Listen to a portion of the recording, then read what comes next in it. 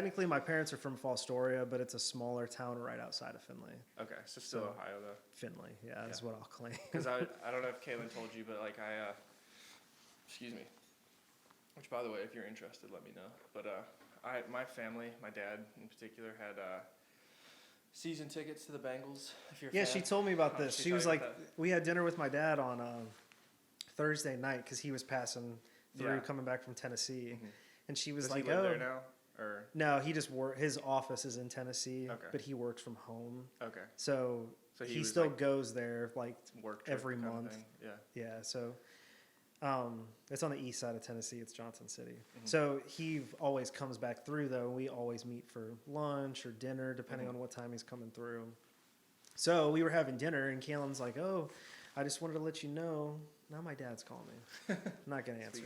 No, I'm not gonna answer. What do they say like when you're talking about someone that ears are burning, ringing, or ringing or whatever? So we were having dinner though, and Kaylin was like, "Oh yeah, I got tickets or whatever," and my dad's like, "Oh, Zach's gonna be pissed." She and said I'm she like, already what? had tickets. Well, she said she was she was getting tickets or something, and I'm like, telling "What?" her, like, I mean, there were a couple other people that were interested. Like one of my customers, he actually wanted that specific game, which I haven't told him yet. That I've kind of like caved and sold it to Kaylin, but like, there were like that's like probably the most the game that like people are the most interested in out of all the Bengals games because it's such a strong rivalry between those two teams.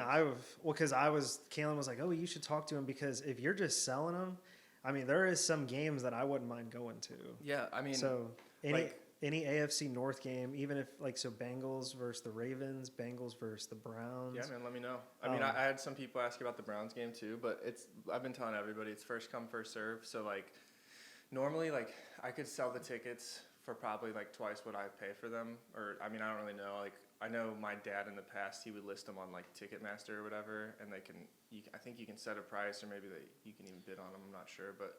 Yeah, you can like take offers, I think, and then if someone gives you what you want. Yeah, because I went to one game a couple years ago, and there was a couple that were sitting behind us, and they were from Canada. They like, for some reason, this guy's wife or fiance like was in love with the Bengals for whatever reason. Like I don't think she was from Cincinnati; they were from Canada, but like they flew in to go to this Bengals game. They bought like these tickets for like $500, I think. I don't know if it was a piece or for the pair, but like either way, I was like, Jesus.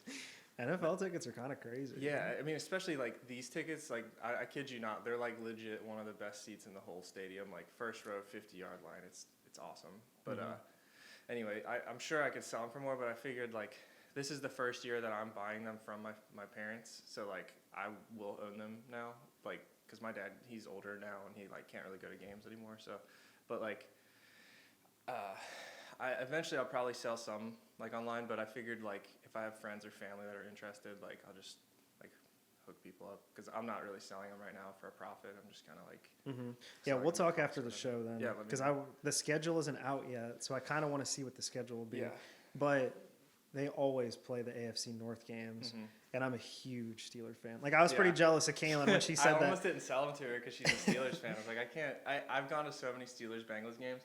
Every time I go to a Steelers-Bengals game, I'm like blown away at how many Steelers fans. I'm like, why are we in Cincinnati and there's like at least half the stadium is like Steelers fans? That's like, kind of how Pittsburgh wrong. fans, they're all over the country. And it's because they were so good in the 70s and they've been so consistent for the most part. They really haven't been bad very much. You mean like as a team, like performing wise? Yeah, like year to year, they're almost always like a 500 or better team. Yeah. Almost always. Dude, it's so freaking frustrating too because like the Bengals haven't beat the Steelers in like over a decade at least, I think. It's been like a super long time since they've beat the Steelers. Yeah. I mean, the Browns just beat the Steelers at home for the first time in 23 years. Yeah. Do you remember the Steelers playoff game with the Bengals?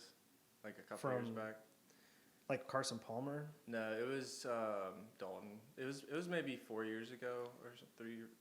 Maybe I think it was 4 years ago. Maybe. I don't remember, but it's just because there's so many games that it's kind of. It was a playoff game where like the Bengals were playing pretty good that season, and then the first playoff game they had was against the Steelers, and it was at home, so like I went with my dad, and like it was like the most intense game I've ever been to. Like I've never been that like usually like I'll be into a game, but I'm not like super into it, dude. I was like feeling it. Like I was.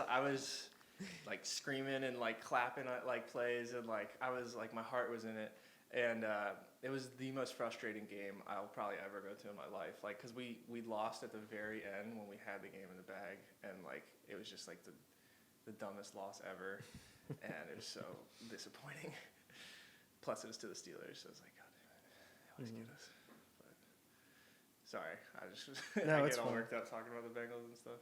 But yeah, you're saying Kalen was all Are we live? yeah. Oh, okay. I was wondering. I was like, okay. Yeah, that's just kind of Joe Rogan style, just kind of. Yeah, I was like, okay, well, I don't know. I was pretty sure the things were on, but then I was like, I don't know. We're talking about a bunch of random stuff. Yeah, no, that's So- kind of how I do it. But yeah, no, Kaylin found out about those tickets from you, I guess, and I was like, how many? And I'm like, that's probably. As soon as I asked her, I was like, it's only going to be 2. And she goes, oh, there's 2, and I think I'm going to take Dad. And I was like, 2. There's only gonna be 2 tickets. Oh yeah, it's just a pair of tickets. Yeah, so I was like, Yeah. like, Kaylin, you don't even like the Steelers. What you should do is you should let Dad and I go. So she does like the Steelers, but Yeah. she's not as invested. Yeah. But whatever. Yeah, maybe you can convince her, buy them off her. She'll just. I'll let her have her fun with my upsell dad. you or something. They'll appreciate it. Yeah, I mean maybe next year or something. You know, I honestly like. Next year might even be better because I actually think Joe Burrow's the truth. I think he's going to be really good. Hopefully, I can't. It's such a Bengals thing to have had happen this past year where he got injured like that. It's because his O-line sucks. Yeah, I mean, they're terrible. he needs a new I O-line, didn't which even- that should be their priority this year because when you have somebody good, you need to protect them. Like Yeah. Ben Roethlisberger, speaking of the Steelers, one reason he's been able to go so long is he's had Pro Bowl linemen basically his entire career.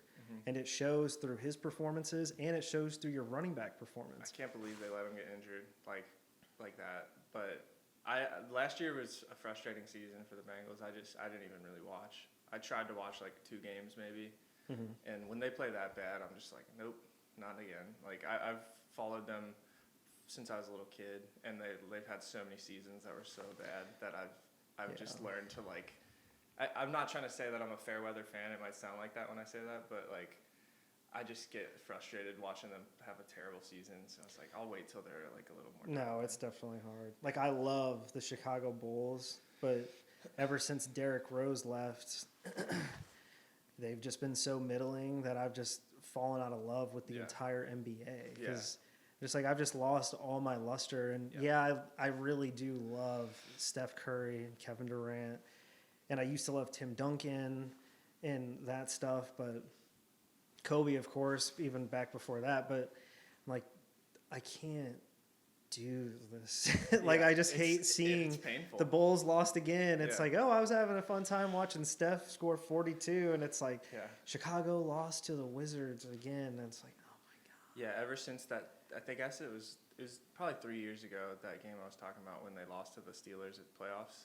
It was literally ever since that game, I've been like, I'm not even gonna, because I was so invested in it, like, and the whole season leading up to that too, because they were actually like their team was playing pretty well together. But ever since that, I've been like, I can't get that invested in the Bengals anymore because I was so disappointed. No, it can be crushing. Like, I mean, I'm very invested in my sports. Like, if a hard Steelers loss could ruin my Sunday in some ways, or at least ruin it for an extended amount of time where it's like, I need an hour to decompress. Like when the Steelers lost to the Browns last year when Ben was out and we were playing Mason Rudolph, the backup. It was the same game that,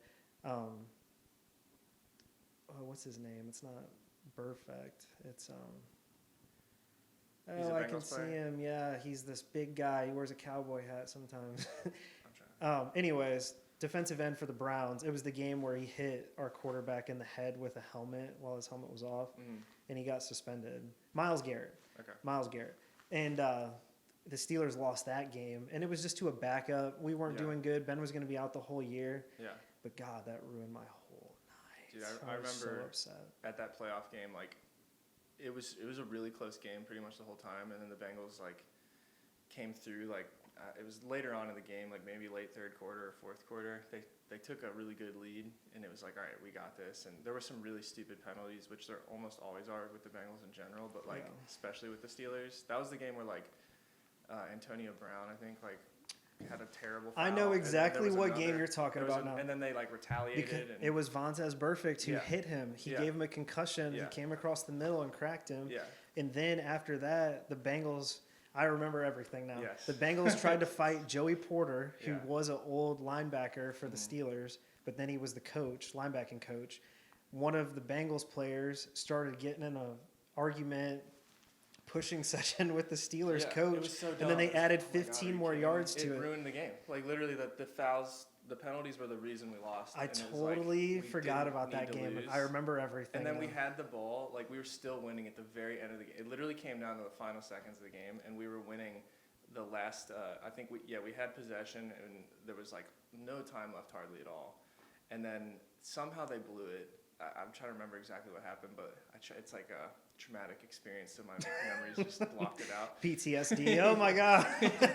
But like, yeah, they blew it, and it was just like, God, I can't believe that just happened. And it was like this eerie feeling. It was so dramatic. Like, especially you're sitting in the first row on the 50-yard line, you're like in the game, you know. And it was like raining really hard, and it was just like the emotions were high. You know, everybody was so into the game, and then we lost at the very end, and it was the most eerie feeling in the whole stadium when we were leaving. Like, I've never been to a game that felt like that. It was a really weird feeling where everybody was just so quiet, and like it was like this gloomy, dark, like, yeah, people vibe. are upset. Yeah. It's like someone just died on It the was field. It's strange. like, It man, was this like- is sports, right? Yeah. All that stuff hurts though. Like Yeah. if you have any kind of emotional investment, it can be the dumbest shit in the world. Yeah, like, if it's it just means football, something but, to like, you, yeah. it can hurt you. Yeah, yeah. Unfortunately. Like, I've always, my whole life, I've never been that invested in sports. Like, I mean, I grew up playing, like, tennis, and I was, like, pretty competitive, and, like, other stuff that I've been into, like, playing-wise, but, like, watching teams play, I was never that invested. And then that game happened, and I was so let down by it, I was like, never again. So. Yeah, it's so weird when you're disconnected, but yeah. Yeah, playing sports is a whole different level. I remember it was just city baseball, and my dad was my coach, and it was the all-star game. We had won the championship that year, totally kicked ass. We were good. It was just city league, so it wasn't that hard. And I was pitching, and I was probably like a fifth grader, and I was pitching, having the worst game of my life at that age. Yeah. Totally on the mound, just throwing garbage, and my dad pulled me. He was the coach, you said? He was the coach, and he pulled me from the mound. The only time I've ever been pulled, and I was so upset. I bet. And it's a funny story that we bring up to this day. It's like, Zach, remember that one time you got so upset, crying in the dugout? Like, Yeah. Dad, I just needed one more batter. Like, I was Yeah. gonna work my way out of this. Mm-hmm. But yeah, attachments are crazy. Yeah. I'm attached to these cards. Yeah. In some ways, it was hard. It's kind of hard to get rid of certain ones. Like, Yeah. if you like something, love it, whatever. Yeah, I mean, that's like what I was saying earlier when we were talking before we started shooting, where you came over like kind of recently and saw the cards I already had.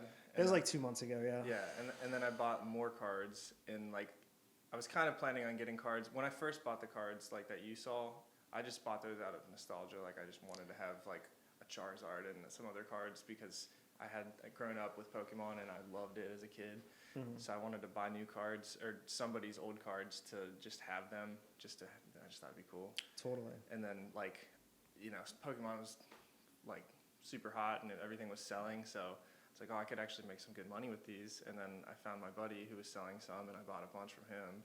But now I'm at a point where, like, I was planning on just selling like everything or at least most of it.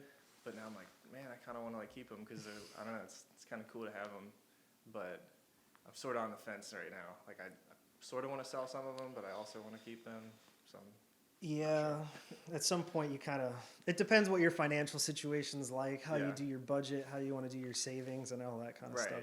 yeah, I came to a crossroads where I spent so much money in January into February on cards that I quickly realized, wow, I need have to to sell recoup some, right? of this money because I bought amazing stuff on amazing deals. But when you spend $4,000 in 1 month on Yeah. some cardboard, it's like, yeah, that's a lot of money. I mean, I make decent money, but that's still a lot of money. Yeah. So quickly I had to pull into my reserves of what I had and just start shuffling through and deciding like, okay, I need to make a stack of stuff to grade, and everything else I need to get rid of right this minute. Is this you telling yourself that, or is this your wife? No, not my fiance. No, Kenzie didn't say anything. Yeah, I do keep Kenzie in the loop with the finances. I wonder how finances. much pressure you get from her. She puts a lot of trust in me. I'm a numbers guy, so she trusts me. I think. I was thinking when I was getting set up, when I went upstairs for a second, I was thinking it'd be funny to just open the podcast with me. Just first question right off the bat is like, how do you afford to like what do you do for a living that you could spend $20,000 or $30,000 on Pokemon? Because how much do you think well, you might not have spent that much, I guess, but or maybe you did, but I mean, we were just talking about the value of all the cards on the table right now, which that's probably, like you said, it was probably $16,000 of cards. Yeah, I would say 14 on the low end for sure. So, yeah, pretty good chunk of change. This isn't everything I have either. Yeah. It's just, this is my slabs, my graded stuff that I have on hand right now. And then you sent out 60 cards, which I value that stuff close to $9,000.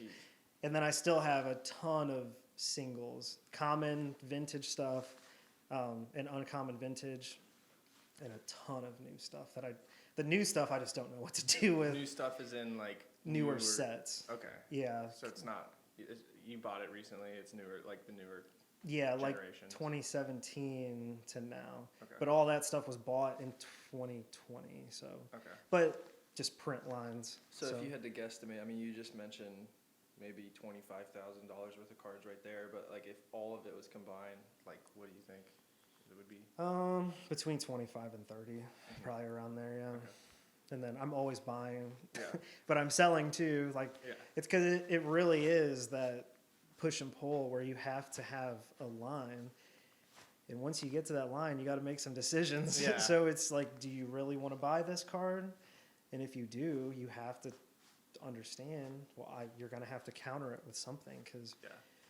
I'm very budget oriented. I know how much money I make a month, and any extra money I make, I don't factor that into my stuff. Yeah. So I have a certain amount of money that I can spend, and once I'm past that, you got to do something to bring it back down. Yeah. So, but what do you do for a living? Yeah, so I'm a software developer. Okay. Technically, my title's a software engineer. Within some development groups, people kind of not wager, doesn't make sense, but they argue what the difference between a developer and an engineer is. And you're a developer? I would consider myself a developer, but my title is engineer. Okay. Because personally, when I think of what would constitute a software engineer, it would be more in line with someone who is very much in the ones and zeros making tools that developers would use. Ones and zeros, actually coding it, like I was talking about, just the binary stuff. So Yeah. you're literally building the tools that developers use, Yeah. and developers use the tools that engineers build. Okay. That's the way I've always kind of looked at it. It really doesn't matter. Yeah, I guess. Potato, potato, right? Yeah, so I'm a software guy. I'll just leave it at that. Okay. Who do you work for? I'd rather not say. Okay, that's fine. Yeah, I didn't know. If there's any questions. But I work for a pharmaceutical company here in Cincinnati. Okay. I've only been there since last fall. Okay. Unfortunately, I did used to work for one of the biggest American retailers. That was my first job out of school. Did you say unfortunately you used to? Unfortunately, yeah. Why is And that? it's kind of why I fell into the cards. Yeah. Well, because unfortunately I lost my job. Oh. I guess I should have said it more like I that. thought you were just saying unfortunately it sucked working for them or something. No, I loved my job, and Okay. I loved my team. I had Yeah. an amazing boss. I had a guy that was right around my age on my team. We were really small. But yeah, they were great people. So when did you stop working for them? It was last summer. So is So- it because of COVID? Yeah, unfortunately. So I got a job with them right out of school. Actually, I got a job with them. I still hadn't even graduated officially. I still owed the university a co-op, and on a whim, UC, I guess? yeah, University of Cincinnati. Okay, that's where you went. Oh, you went to school there? No, that's where you went though. Oh, yeah, that's where I went. Okay. Yeah. So before graduation, though, I had to fulfill one more co-op. which a co-op is just an internship at the University of Cincinnati. They make you do 5 before you can graduate. So I was looking around, and it was kind of hard to get an internship that I really felt compelled to do. I worked part-time at a restaurant my whole university, well, I guess half of my university experience. And I made pretty good money there. So I really didn't want to settle for an experience, but also cut down my funds heavily. Yeah. So I was pretty particular about what I was looking for. And it came across my table from my advisor, a job at Macy's that was a full-time job. And I was like, oh yeah, so it was Macy's. So, so Macy's, but as a software developer? Yeah, software developer for Macy's. Like their website or something? Or? So I'll dive into that in a minute. Okay. But it came across that they had an opening for a full-time hire. Never in a million years that I thought I was going to get this job. I told my girlfriend at the time, fiance now, I was like, I am not going to get this job. Yeah. But I'm applying to anything that's worth a damn to me, and that I'll do. I had no idea what it would pay, nothing. I just knew it was full-time, and it was going to be like you would be a full-time employee, not just a co-op. Did you think it was going to pay more than what you were already doing? Yeah, absolutely. But I didn't know how much it would pay. Yeah. So I was like, well, I'm just going to see the opportunity out. Long story, short story. Got the job, killed the final interview. I came in there so relaxed. I didn't even want to go to the interview the day of because I was like, I am not going to do this. I had already passed 3 rounds of interviews with them. Yeah. But I was like, there's no way they're going to take me. Like, there's no way. Did you feel like that because, why did you feel like that? I mean, a little bit of a lack of confidence, but that lack of confidence really just came from being such a young developer. Like I had 3 years of experience from internships and co-ops, but to get a full-time job like that while you're still in school, it just seemed beyond my grasp. I never thought I would get it. So I went into the interview. I did go, obviously, came in so relaxed. And I was like, I don't give a shit. You were relaxed because you were just like, I don't think I'm going to get this. Yeah, and I wasn't, it's not that I didn't take it seriously, but I just didn't have any nerves. I walked in there about as calm as you could ever be.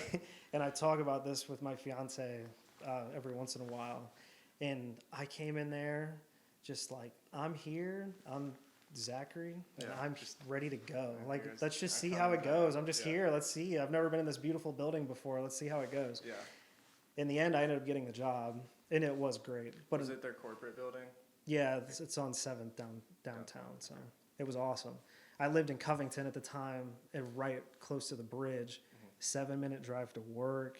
Parking garage right there. We used that then when we would go downtown for fun and stuff, drinks, dinners. Oh, really? You take the dog. Parking garage like all the time? Yeah, because I had a monthly thing, so it's like, oh well, it's on. We're gonna park at 7th, but we can walk up to 6th or 5th, whatever. It's not that bad. So yeah, it's free. So let's do it. Yeah. But yeah, unfortunately, my time there was cut short due to COVID. Yeah. But how long were you there?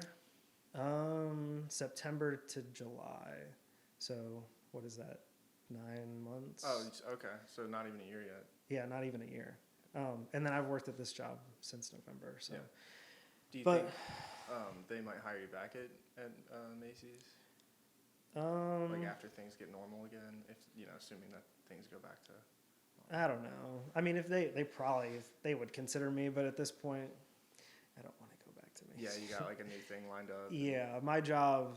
I really do love my job, and it is in my opinion, one of the most amazing companies around here. From having conversations with other people who have professional jobs inside of corporate America, whatever, especially around Cincinnati, they just take care of you. Have you ever heard of Gaslight? No. Gaslight Studios, I think it's called. They do software development for like apps and stuff like that. Oh, really? My cousin works there, so I just figured it'd be funny if you like worked there, but I wouldn't want to like say it if you did because you didn't want to say it, but I was just wondering maybe because I think that is a company you could potentially work for. You know, like there's so many places around here, and the thing I realized quickly though last year once I lost my job is that it's even with a strong resume, which I definitely did upon my Macy's job. Yeah, that was a good title, and I did good work there. But still, it was so competitive, and it was so difficult because in the COVID world, people were so nervous and scared of what they should be doing. And luckily I fell into a company that's a pharmaceutical company, and naturally medical crisis, pandemic, pharmaceutical company, they're going to be going up. They're not going down. Yeah. So they've bolstered their team bigger and bigger through 2020. Yeah. Like unreal. So you feel like secure there. You don't Absolutely. have to worry about it. And luckily it was one of those places though. It's like, okay, yeah, they're actually hiring and they're serious about hiring. So many places were taking applicants, doing interviews. I had a couple places reach out and say, unfortunately, we're putting a hold on all hiring. And it's like, I've done 3 steps with you guys. Like, this sucks. Yeah. Like, it really did. Yeah. Yeah, it was tough. But part of the blessing, though, of the job situation, before I lost my job officially at Macy's, I was temporarily furloughed. Do you know what that is? Kind of. I've had it explained to me before, but I forget kind of. So furloughed means that you're laid off with intent to come back to work. Okay. So you haven't lost your job officially. Yeah, but they're not paying you anymore. They're not going to pay you. Yeah. You can collect unemployment and you still have medical benefits, but you just do not receive your salary. You were furloughed from Macy's? What's that? You're saying you were furloughed? Yeah, from Macy's for a short amount of time. But in that time, my fiance, she was also working from home. So it became this thing where it's like, oh yeah, we're just at the house hanging out, doing stuff. We were pretty scared of COVID COVID is definitely serious. Like, don't get me wrong. Yeah. But at the very beginning, we were like freaked out, washing the groceries, it was sanitizing stuff, at the gloves, everything. It's like, okay, well, this is a little intense. So we weren't doing anything outside of walking the dog, hanging out in our backyard, listening to music, and honestly having a fairly decent time. But where this all falls into the card stuff, I had visited my folks, and my dad had said, oh, Zach, you should look at your cards. Like, and I look at them all the time. Like, I still very much was into the Pokemon world because I still play the games. Like, when a new one comes out, 100 hours. Like, I'm going to do that, and I'll probably put it down after that. But I'm going to go hard, and then I'm going to rest on it. Yeah. But as soon as that new one comes out, I'm going to be right back into it. You don't play the trading card game, though, right? You're talking about, like, the actual video games, yeah. Do you play the card game at all? No, I never got into the actual tournament of, the actual tournament play of the games. When I was younger, I did it a few times with my buddies. And it just wasn't for me. I was like, I really don't like this that much. Yeah. I really liked leaving them in the book, getting them out as like I don't know, like my photo album, basically. Yeah, yeah. Like, ooh, do you guys want to see my shiny cardboard I have in here? And it's like, oh my God, you've got this and this and this. Yeah. And like I said, or I was leading into, even going back to my dad's well into my adulthood, almost every time I was home, I'd pop open that bottom drawer and I'm looking at my Pokemon cards, flipping through first edition, Charizard, Venusaur, Typhlosion, like, oh man, all my favorites. Do you have like the same cards that you had when you were a kid? Or did you I keep have, them, like most I people? have some of them. Yeah. But unfortunately, going back to that line, once you get to that line, you have to start making some decisions. So you did have them though, like until you started to like sell and stuff. Yeah. Well, actually, last week I finally broke into my childhood stuff, and I sold 70 cards last week. So that kind of sucked. But I made $3,000. No, they were all raw. Oh, you sold them all raw? Yeah, so raw means ungraded. So what I did the week prior to that was, so in order to grade your cards, the most important thing that you need to do is you need to make sure that the value's there. Because grading a card, even on a membership, $25. That's, yeah, $20 is whatever. And you have to send them out as a lot too, right? You can't just send one you have to for send 20. at least 10, or it used to be 20. But like I said, so right off the bat, that's $200. Yeah. Right. Plus like the slabs and the shipping. So what do you think, like $250? And then you have to ship insured. So. Okay. Like just to get, I sent 60 cards, and my shipping cost, just to get them out was $80 just to ship them. So did you send it as like a one box with all the cards? Mm-hmm. Okay. Yep. Yeah, I'll explain that in a minute. UPS or USPS? I did UPS for this one. Okay. Just be USPS, their online click it and ship functionality on their website is like broken. Yeah. It never works, and I don't understand why. And I've looked on Reddit and stuff, and people say like, "Oh yeah, for some people it just will never work." Yeah. So I don't know what's going on with that. So I just do it off UPS. But where was I going with this? Sorry, I get sidetracked too because I have all these questions. So I'm trying to. Reel it back. Okay, drawing the line on the cards. So what I did is I dove in and I decided, okay, well, I need to sell these or I need to grade them. So I reviewed over 120 cards in one night. So that process is pretty simple. I just take the cards out. I put them under a light, which I use my fiance's makeup light because I don't have anything else that's as good. And I kind of like that blue light because it kind of catches the card really well. It's not like a black light, is it? No. I have seen some people say that checking black lights or using a black light to check is actually pretty good. I would think so because then you could see like fingerprints better and stuff. Yeah, you could probably tell the surface condition really well. Yeah. So I took that. I looked at them, and what I did is I just put them in separate stacks.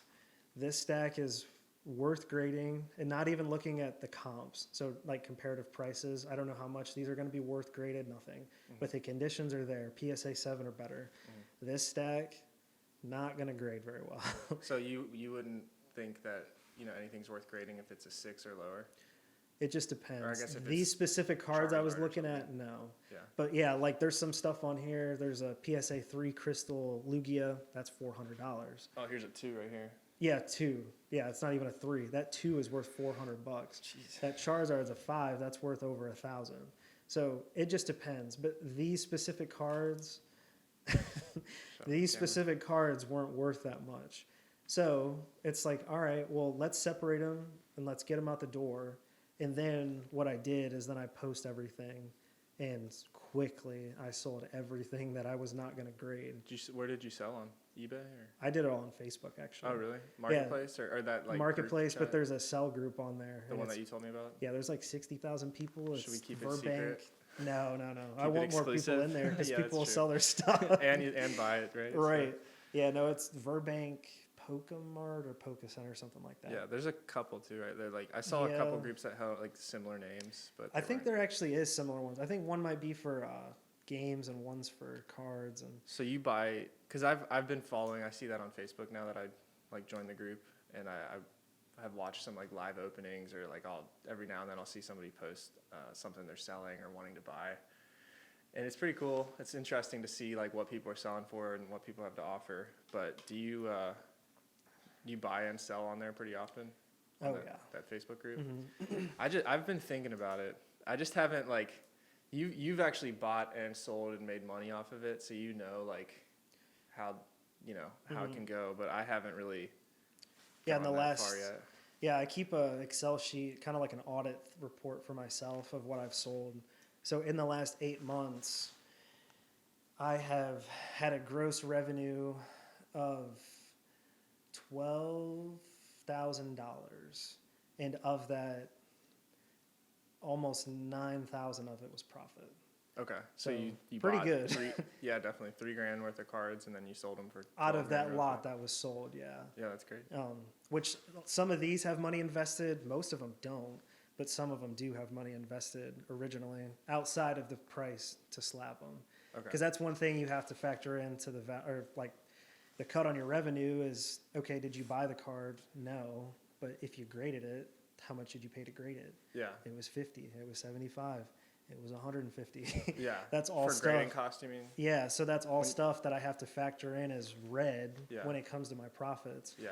So it's funny. When you say to slab it, sorry to cut you off. When you say to slab it, you mean to grade it, to right? grade it. Okay. Yeah. With PSA, which that's who I normally do it with. Yeah.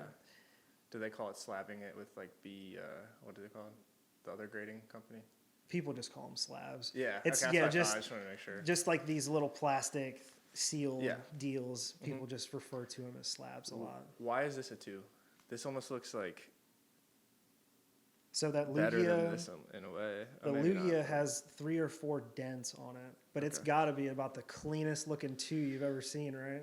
Yeah, I mean, Because even on the back, it doesn't have much whitening or anything. yeah, I mean, I was looking at, this is a 5, this is a 2. I mean, they don't look, I mean, this has a bunch of little scuffs on the top of it here. Mm-hmm. Yeah, it has some edges, And edge damage. Yeah, the edges. I mean, I guess there's differences in like what lowers the grade. Like edges, I guess maybe aren't taken as seriously as like a crease or a dent. But They're all taken as seriously, but a crease or a dent kind of autos the score immediately lower. okay, If you have a crease on your card, you're not going to get over a 5.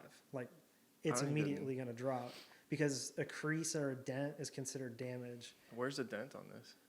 I haven't seen one. Without looking at it, I want to say there's one on the hollow, like close to Lugia's face. And then I think there might be one down in the battle box description. I guess it's hard to tell when it's in a slab too. Yeah, you almost have to put a light to it and see, but Yeah, I can. Yeah, can't really tell. yeah, it's weird. It's crazy. But I really like that too, though, because it's like it's a low score. It's worth less money, but it looks super good still. Like when it says, why does it say good here? So PSA kind of has like their own nomenclature based on the score. Mm-hmm. Technically, you can't have a near mint card. I think 6.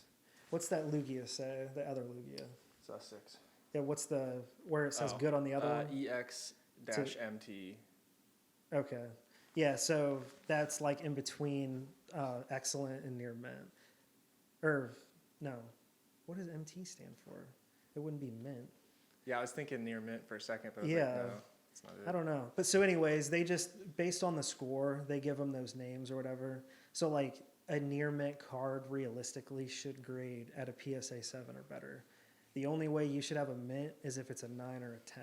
So it would say mint, like EX, I guess. What is EX? It should be excellent. Oh, okay. Because I know they have EX as like a type of card too, right? Like for the newer generations, they have like the Yeah. Charizard EX. There's It's like- EX, GX, and Yeah. V, and Yeah, I figured that that was shit. what that meant, but I guess that's just a grading. So it's saying, what is it again? Excellent. I So- think it's excellent. Excellent to maybe. So it's between EX and MT is what it's saying. Yeah, it's just saying it's like right there. Whatever MT means. Because like if you look at a 9 just says mint. Mhm. A 10 will say gem mint, which gem mint should mean it's like perfect. But we don't know what MT means. I just can't remember Oh, now because I'm I don't curious. really have a lot of I think I only have 2 PSA 6s on here. So So MT must be better than EX, I guess. Because yeah, this is EX to MT, and this is a 6, and then this is EX, and this is a 5, and then good Yeah, is like what, like a 3 Good. and lower. yeah. They call it. I'm surprised they call I that forget what the good. 1 is. I think the 1 might be considered good Just says too. bad on it, like garbage. Acceptable. Yeah. But well, I should preface for the people listening who don't know how a card's graded. So there's 4 subcategories. Certain companies will actually put those subcategories on the slab itself, so you'll be able to see what they judge the categories as. Oh yeah, I've seen that. PSA doesn't do that. They just give you the score, which is like the average of everything. And the things that are going to justify the score are the edges, the corners, the surface, and Centering. centering. Yeah. The easiest one to see from the pictures that we were just talking about Yeah. earlier. I still don't even. I know you explained it to me. I kind of like. Can you re-explain how centering works? Yeah, so centering basically, if you look at a card, it's going to have yellow borders, traditionally yellow borders. It might have black, it might have silver. It just If you depends don't on the mind. card. Sorry to cut you off. I kind of want to readjust this mic a little bit. Oh, is it falling on you? It does. I need to. I have that same mic set up as I have on my side, Mm-hmm. but there's like this little adapter piece that not I ordered, but it was like the wrong size, so I'm just using this temporarily until I get like. I also have like that same mic and everything to swap out. It's just this is what I'm working with right now. No, it's fine. So anyway, centering is just, it just means how centered is the colored box for inside the borders. How centered is it? Is there more, for instance, yellow space on like a dark Charizard from Rocket? Is there more yellow on the right than the left, the top or the bottom? If there is, then it means it's off center. You're talking about the very edge, like the border, the yellow border around the whole edge of the card. Border. And so you're saying, is there more? Like, is the graphic, like the image of the Pokemon shifted closer to the right side or to the left side? Mm-hmm. It's because the border itself is basically the same, right? Mm-hmm. Or is it? Or does the border, like, is sometimes the border thinner on one side than the other? Well, yeah, that's literally the center. That's the centering. Okay, so it's not like, because this one, it looks like this is thinner than this side. Right, can I slide it over to you? If it'll come, yeah. Yeah, this one's a little off center to the left. Top to bottom looks good. And on the back, it's off center to the right, which makes sense because it's on the left on the front. But you're looking at like the thickness or thinness of the actual border, not so much like the image in the middle, I guess. The image in the middle is the thing, because the image in the middle is always going to be the same size. Mm-hmm. But when they print the cards, they're on these big sheets, and then they cut them. Okay. So if it's cut a little bit to the left, then you're going to have one card that's a little more to the left. Okay. And the one that would have been right next to it is going to be a little more to the left as well. Okay. So this is the easiest way to think about it. Just imagine you had a ruler, something really small to measure those borders. Yeah. Totally fake measurements. Let's just say to have a perfectly centered card, you would want it to be an inch at the top, inch at the bottom, inch on the left, inch on the right. You want all of those yellow lines to be the same size. At least you want them to be the same size top to bottom and left to right. Not necessarily bottom to right, but you want it to be good top to bottom and left to right. This one looks so much like there's like a little like bent corner here, and then like this corner's a little bent too. It's funny because this is a 2 and this is a 5, and it just seems it's like way this more one clean. This one seems way. It's because it has a dent. Dents increases are considered damage, and it murders your score. So damage is like a term they use to, because I mean I would think that would be considered damage too, right? You would think, but it's not. That's not how they like. You could have damage if it was pushed in. Like let's say that corner was creased in a little bit. That's damage. But instead, if it's just a little kind of rough, then it's just considered corner, bad corners. Okay, so corners are like separate from like card damage, I guess. Like I mean, it's still it could be damage, but you could have damaged corners, but if the corners aren't damaged by PSA standards, it's not going to be the case. But yeah, like that Lugia has like 3 dents, and that killed the score. So this is a 10 right here. Yeah, that's a 10. That's a card I actually tried to sell.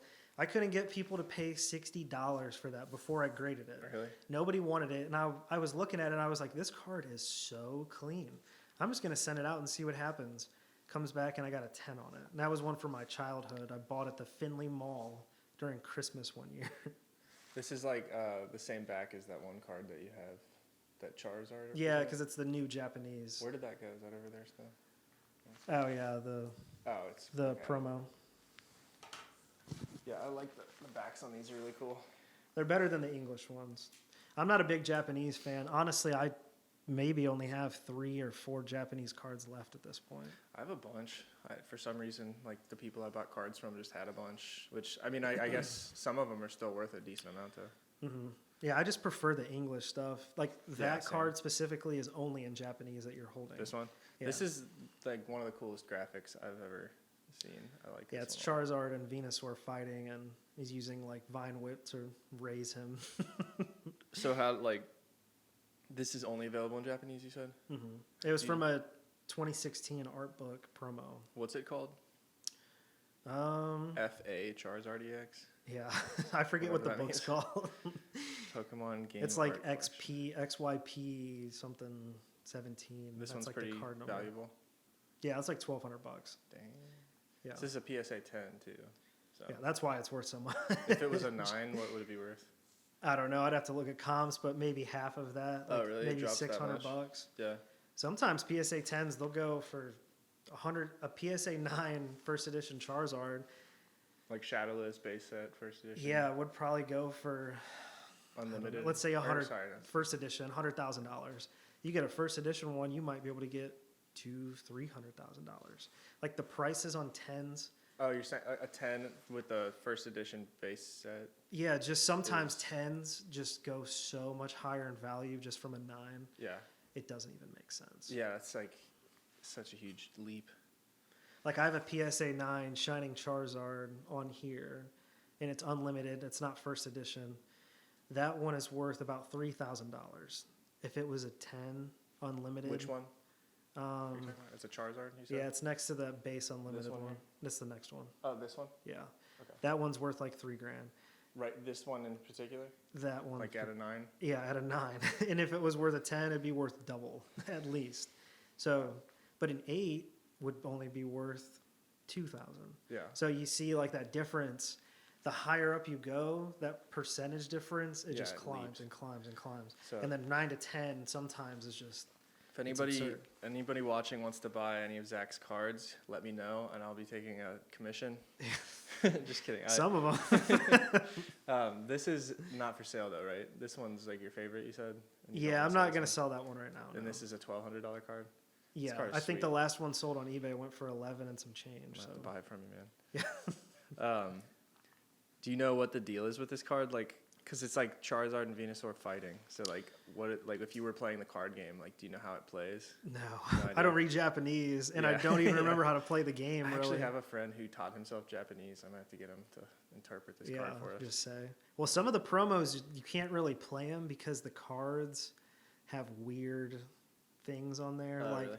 like there'll be Pikachus that have like a celebration move or whatever. Yeah, It's it like doesn't do anything. It doesn't do anything. Like, why would you ever play yeah, that card? it's like, all right, you really want to throw that in your deck? I guess you could. Yeah, just to like flex Maybe. on somebody. I feel like this.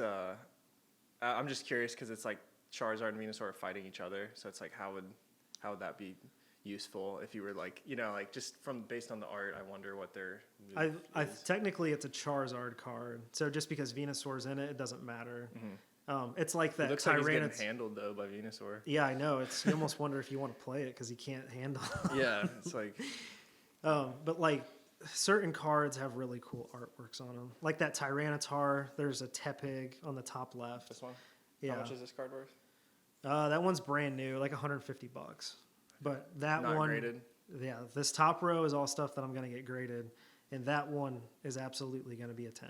Centering looks perfect to my eyes. So as a 10, what's it worth? 150 still, or? No, I don't even know really, because I don't know if there is any 10s yet, because set's only like 2 weeks old. Okay. But if I had to guess, because pre-sale on stuff is so crazy, Yeah. I bet you if you had a 10 on that, you could probably get $600-700. I see like the littlest imperfection. Yeah, we'll see. I wonder if that's like enough. I mean, it's like seriously so minor. Like, I'm just being crazy nitpicky. But it's Well, like you have to can't be even crazy hardly see nitpicky. it. Yeah. But it might be a 10. I mean, you would know better than me, that's for sure. I wouldn't doubt if it was a 10. But I haven't really seen a lot of like cards graded in person to really know. Mhm. So. The thing That's about great, though. the thing about PSA, the way they do their scores, you don't have to have a 10 in every category to still get a 10. It's got an average. It's averages, Okay. and they do half scores, but it's not that like you never really see half scores. It's What kind of is- weird. Like Like an 8.5, like an 8.5 from PSA. Okay. It's almost always evens, like Yeah. or not even numbers, sorry, but like non-decimal numbers. What is this Charizard worth a lot? Yeah, so that one actually is a little. He's not exactly near mint, but he's still worth about $200. That is the Stormfront Charizard from 2011. So it's supposed to be it's like a reprint. It's a play on the original artwork. You see the Shadowless and the Unlimited. Yeah, it looks really similar. I like the Yeah. art on this one a lot too. Yeah, same. That was why I wanted There's that there's one. some of the newer cards that I just don't like the art at all. It's like too CGI looking or something. Or Yeah, I'm not a fan of the ones where it looks like it's 3D animated. Yeah, I same. love the hand-drawn ones. like the originals. Yeah, those are so much better. Yeah, or some like that Charizard, the promo one's cool. That Tyranitar's cool. Yeah. I just really like these ones, the E-Series ones. Those ones have such amazing art on them. Like You're talking about not liking ones like, would you say that, do you even have any out right that now? Gengar one isn't my favorite. Yeah. That one's a little more 3D. That one's cool though. I mean, that's because that's still, That's like the rookie card of Gengar, I mean, that's which is a cool. base set, right? No, it's no? Fossil. Oh. First edition though. Yeah. So it's So- still like really one of the first cards that were made. Yeah. When did Yeah, those- 1999 I think is Fossil. Yeah, it says 99. got a lot of cool stuff, man. Sorry, I'm like probably sidetracking us a little bit here, just looking at your cards. Yeah, there's a lot of stuff. Yeah. I really wish I had all my stuff I just sent out graded in hands. That way we could actually. We can do another one sometime if you want. Yeah, bring it we'll back. see. Because I'd have over 100 slabs at that point. So. How much is this Erica's Venusaur worth? Over $200. I just sent a first edition one to PSA, and that one is absolutely going to be at least a 9, and I'm praying for a 10. A 10 in that one comps $1,300. A 9, $700 still. Yeah. And I paid $300 for it, and I'll pay $100 for the grade. So I'm all in on it, about $430. Yeah. How much did you buy it for? That one or the one I'm talking about? Oh, sorry, the one you're talking about. You said I'm all in for like around over $400. But you bought the card by itself for $300, and then you're paying $100 to grade it. It's one of those. It's because it's one of those things where I need to pay the $100 because the value of the card I think is going to be a PSA 9, and a PSA 9 is definitely worth over $500, which $500 is the limit on what you should be doing for your membership grades. So I'm like, okay, I'll eat the extra money and hope I get a 10. So, because a 10 would be worth over 1,000. So if it was a 9, you'd only make like $100 maybe, like. I make $200. Okay. Yeah. But then, like you said, if it's a 10, you're making like $1,000 or something. Yeah. Roughly. I'd make $900. Yeah. Yeah, man. Yeah, that card I paid $80 for it, and then I got it graded, so I was all in $130, and I could probably get like $250 for it. So you said you don't, when you sell these on eBay, you don't do bids though, right? You just do like buy it now prices. I usually don't do auctions now, and what I try to do more is I try to sell more on Facebook, because on Facebook it's easier to negotiate with a buyer because people are on their personal accounts, going back and forth. So you can kind of have those one-to-one conversations trying to work something out. But the nicer thing is I only sell and ship insured, but PayPal's cut directly is only 2.9% plus 30 cents if it's a U.S. sale. eBay is 10%, and the buyer has to pay tax. Yeah. So it's easy. I wouldn't say it's easier, but it's a little better to try to make deals privately over Facebook or something like that, because a lot of times too you can get the buyer to pay for your fees because they don't have to pay tax. So I'll tell somebody, yeah, like I'm selling this card for $200 plus fees and tracking shipping, and then put a little description. We'll ship protected in a bubble mailer, ASAP priority mail. And do you use like those those like, what are they, like tan or orange kind of mailers with bubbles inside of them? Yeah, not like the manila ones. I order them from Amazon, and they're technically you can get whatever color you want. I got black ones because I thought they looked cool. Yeah. So I got black ones, and they're water resistant too, which I like that because we're talking about freaking cardboard. Yeah, yeah. And even these slabs aren't technically waterproof. I mean, they probably like would hold up, but yeah, for a little bit maybe. Yeah. I don't even know. Do you have like a company doing this, or is this just like a hobby, or like how do you? I'm just curious if you're like, if you do or if you don't, and then if you do not, I'm curious if you're planning on like. Oh, you're talking about like me selling? Yeah, just because it is in a way, it's like a little, like a bit, you have a small It's a side business. hustle. Yeah. Yeah, it's not a company or anything. Like I'm not LLC'd. Yeah. Do you plan on doing that at any point, or is that something you would need to do, or is it like? I mean, I don't need to do it, but it's definitely something I thought would be fun. But since I have a career, it's kind of like, do I want to shift to cards completely? Yeah. I mean, you could still get it legitimized as a business and not have to. Yeah, and I could run an online store in the evenings and stuff like that. Yeah. You're totally right. And there are some people, I guess, that I know that do that. Because, I mean, yeah, you could still have. It would be kind of fun because at that point, too, then you could apply to be like you could apply to get distribution on new stuff, too. Oh, really? So you could pre-order like Battle Styles just came out. That Tyranitar's from that. It's like, oh, yeah, I would love to get pre-order boxes of that. You can all only right, do then that. you can fill out a fulfillment. Yeah. Okay, I want 10 boxes, and inside of those 10 boxes, there's 16 Elite Trainer boxes. And then you could sell them on your store or something. Yeah. That'd be kind of fun. So do you get them like a wholesale price that way, or do you just get kind of first dibs? You would get a wholesale price at that point. So you actually if you're are getting a dealing with discount. vendors and distribution directly, yeah. It'd be way different than going to the store. And at that point, you're reselling. Yeah. Because you'd have to pay MSRP, and then you would have to try to sell them above to make a profit. Plus, Yeah. you've got fees and everything else. So that all cuts in. So is that as simple as like, say you set up an LLC and you made it a business, then, I mean, is it easy to contact a vendor to get like wholesale pricing on cards, or is that? I've read about the process, and I think you just have to apply and see what happens. Apply where? Like, do you know? No, I'd have to. I don't know off the top of my head where I'd have to apply. I could easily find the resources that I would need to do it. But yeah, it's just one of those things you have to work on and kind of show that you're legitimate, and then go from there. So is that like it would be the equivalent of somebody who owns like a comic book store or a card store that, you know, same exact thing. They'd set up their LLC, they get an account opened with a vendor. It's kind of like me with my printing business, you know, like I had to get an LLC and then I opened accounts with wholesale apparel vendors.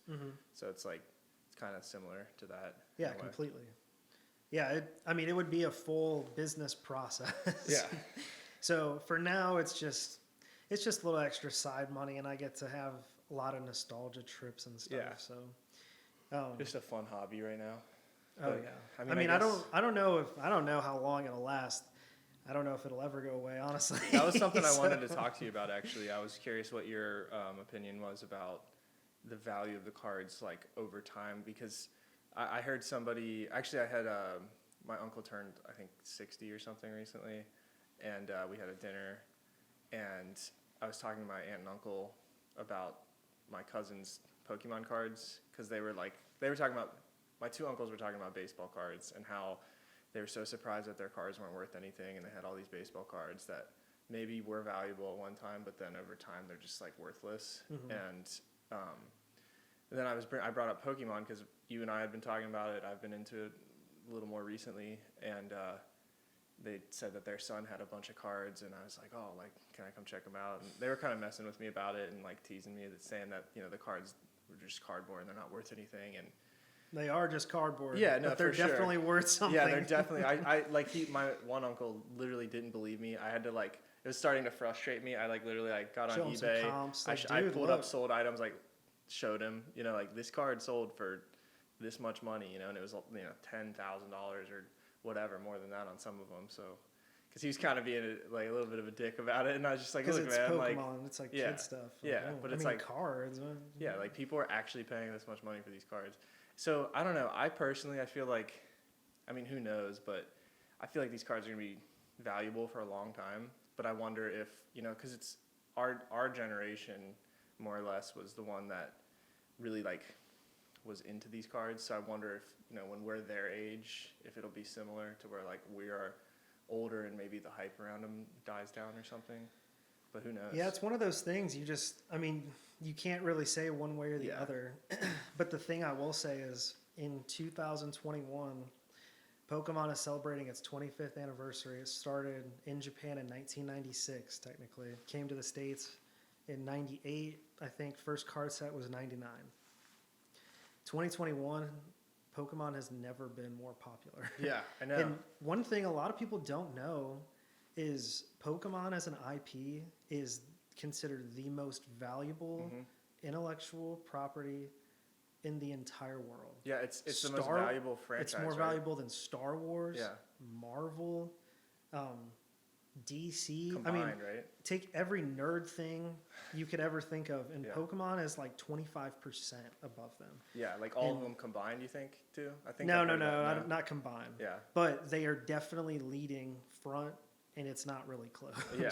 And it's absurd, and it's because the Pokemon company specifically, they market the shit out of this game, and or out of this franchise, and they do it so well, from toys to lifestyle things like plates and cups, to plushes, to cards, video games, TV shows, movies, clothes. They've got deals with Levi's and Fragment. Yeah. I can't think of his name. I wish Yeah, Kalen their branding was is here. on point.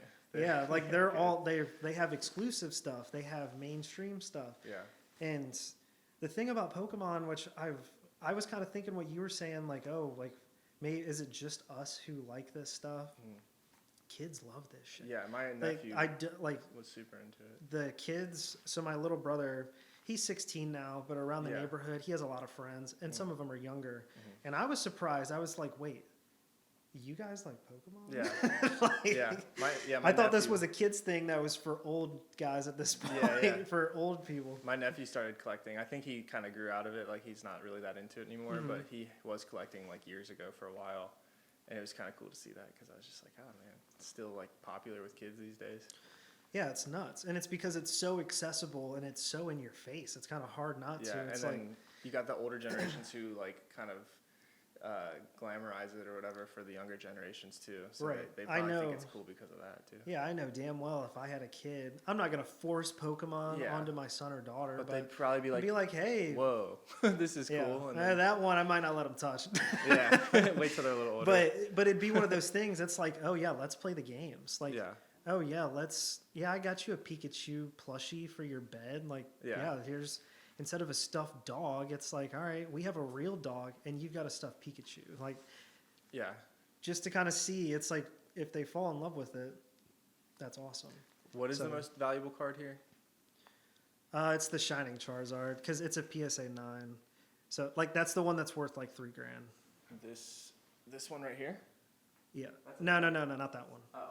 It's the one next to the Blaine's Charizard. It's next to the non-shadowless one. This one? No. Oh. That one. Okay. Yeah. So I bought that. I paid $800 for that. I won a bidding war on eBay on it. I bought it. What did it start? Like when you started bidding, do you remember what it was before you won? 500. I think I took it up obviously to the end. Yeah. But when I bought it, it was so clean. And the guy had said, I guess I gotta stop saying guy. The person said that it had no dents, no creases, no print lines, no scratches. So I'm like, okay. The only thing on the card is on the bottom white dot. Right, there's that white dot. So that's it? It's a print defect. Yeah, that's from the line when they printed the card. So I'm like, well, I don't know what this is going to do. So I spoke to some people online and locally, and they said that it's not really going to hurt the score very much. Like, they might consider it a surface imperfection, but every category is a 10 outside of that. Did they tell you, like, when you get it graded, did they break it? Like, I know they don't show it on the slab. No, and I don't even know if you can get that information because when they mail you your receipts and stuff, they just put a score on there. They don't put anything. It'd be cool if they showed you the breakdown. I would love to. I would pay extra money to know the breakdown on every card. Just even if it was $5, $10, like I would want to know because then it would kind of help me judge, like, am I a good grader? Like, but yeah, so when I got that card, I sent it out by itself. That was the first card I ever graded alone, like by myself. And I remember I was in Target with my fiance, and I got the email that my score was in, and I looked at it so excited, like, oh man, is it going to be like a 7? Is it going to be like an 8? And it said 9 mint, and I lost it. Yeah. I was so excited, and that was... You thought it was going to be a 7? Because you just weren't sure. I just didn't know about that dot, and everyone I had talked to said, like, dude, don't worry about it. It's going to be fine. But I'm like, you never know. So I saw that score and immediately looked at the comps, and it was selling for $1,800 that day. So I was like, okay. And then the Logan Paul situation happened where he cracked a first edition box, and then the prices skyrocketed. For like everything, right? Yeah, and I was getting offers for $3,500 for that card. Jeez. And is this for sale right now, or are you keeping it? I would sell it if someone offered me $3,000. I would sell it. Would you take 5 for it? Just kidding. 5,000 or 500. I'll sell it for 3. I'll give you 5. Deal. Yeah, I would sell it only because then what I would probably do is I would go backwards and I would try to get another one and grade it. Oh, really? And then see, because then at that point I can kind of reuse those profits. And put it into something else. I did notice. I don't know how this affects grading, if at all, but it looks like you can see the holographic part of the Charizard and like the black line border is like a little bit off from the what color is that? Like purple, holographic purple part of the color of the Charizard, like sticks out a little beyond the black line. So I wonder if that, or maybe it was like a choice. I don't know. I don't know. I mean, you can see too, like the black on the bottom sticks out slightly from the, so like it reminds me of screen printing because I have to look for stuff like this when I screen print all the time. Right. It's like, oh man, I missed the letters. Yeah. Yeah. It's like, yeah, on the top here, like you can see the red, if you want to call it registration. I mean, that's what we call it in the screen printing world. But like, yeah, it's a little higher here and then a little lower here. So I wonder. It might be the case because I've seen there's a Mewtwo from that set. Yeah. And I've seen where the border is stamped below and it's on the purple, like on the battle box, like the text and stuff. Yeah, it's just barely, even on the flame, like you can see the orange part or the yellow too, but like the orange part, the coloring of it's like slightly lower than the holographic part. It's just like barely, but yeah, I'm not sure if they look at that, but if I had to guess, I really don't think they would. Really? If it's that unnoticeable, like. I mean, yeah, it's not like, I mean, I'm like really, really scanning. Because there is some, I'm serious, where it's like shifted 2 inches down. Yeah. So you're going to notice that. Yeah, but that would affect the grading if it was that significant. So they do have, I think they're called qualifiers or something like that. And you can put a qualifier on there so they can kind of put that into effect. Like, let's say you have a card that's literally half and half. Like, it's so off center that it has like another card on it. You could grade that and get a qualifier like tag so it'll be like OC PSA 7 or something. Yeah. So it'll say like, obviously this is extremely off center. Yeah. But we still graded everything else and this is what we found. Sometimes that adds value, I would think, maybe. Some people love cards like that. It's more unique. Where they're printed wrong or where they have hollow bleed, where the hollow foil is inside of the battle boxes, like the where it has the battle text and stuff. They call that a battle box? I don't know. That's just what I've been Sounds calling cool. it. Sounds legit. If I ever played in the TCG tournaments, I'd probably be like, oh no, actually it's called this. Yeah. But I did play Yu-Gi-Oh! And I guess I don't even know what those are called. Do you have Yu-Gi-Oh cards too?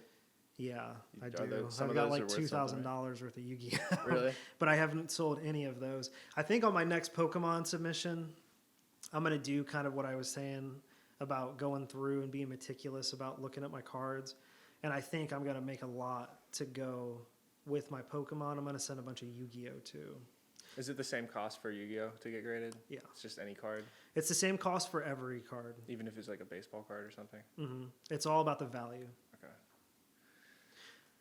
Yeah, I wish I had a bunch of Yu-Gi-Oh cards growing up and Pokemon cards, and I didn't keep any of them. It's like, man. I'm glad I kept all my stuff. I did. Yeah, I bet. Kind of a sad story. I did have one kid on the bus right when Yu-Gi-Oh was popping up. I wanted more Yu-Gi-Oh cards, and I made a deal with the devil on the bus that day. And I was like, okay, I'll trade you a bunch of my holos from Pokemon. Yeah.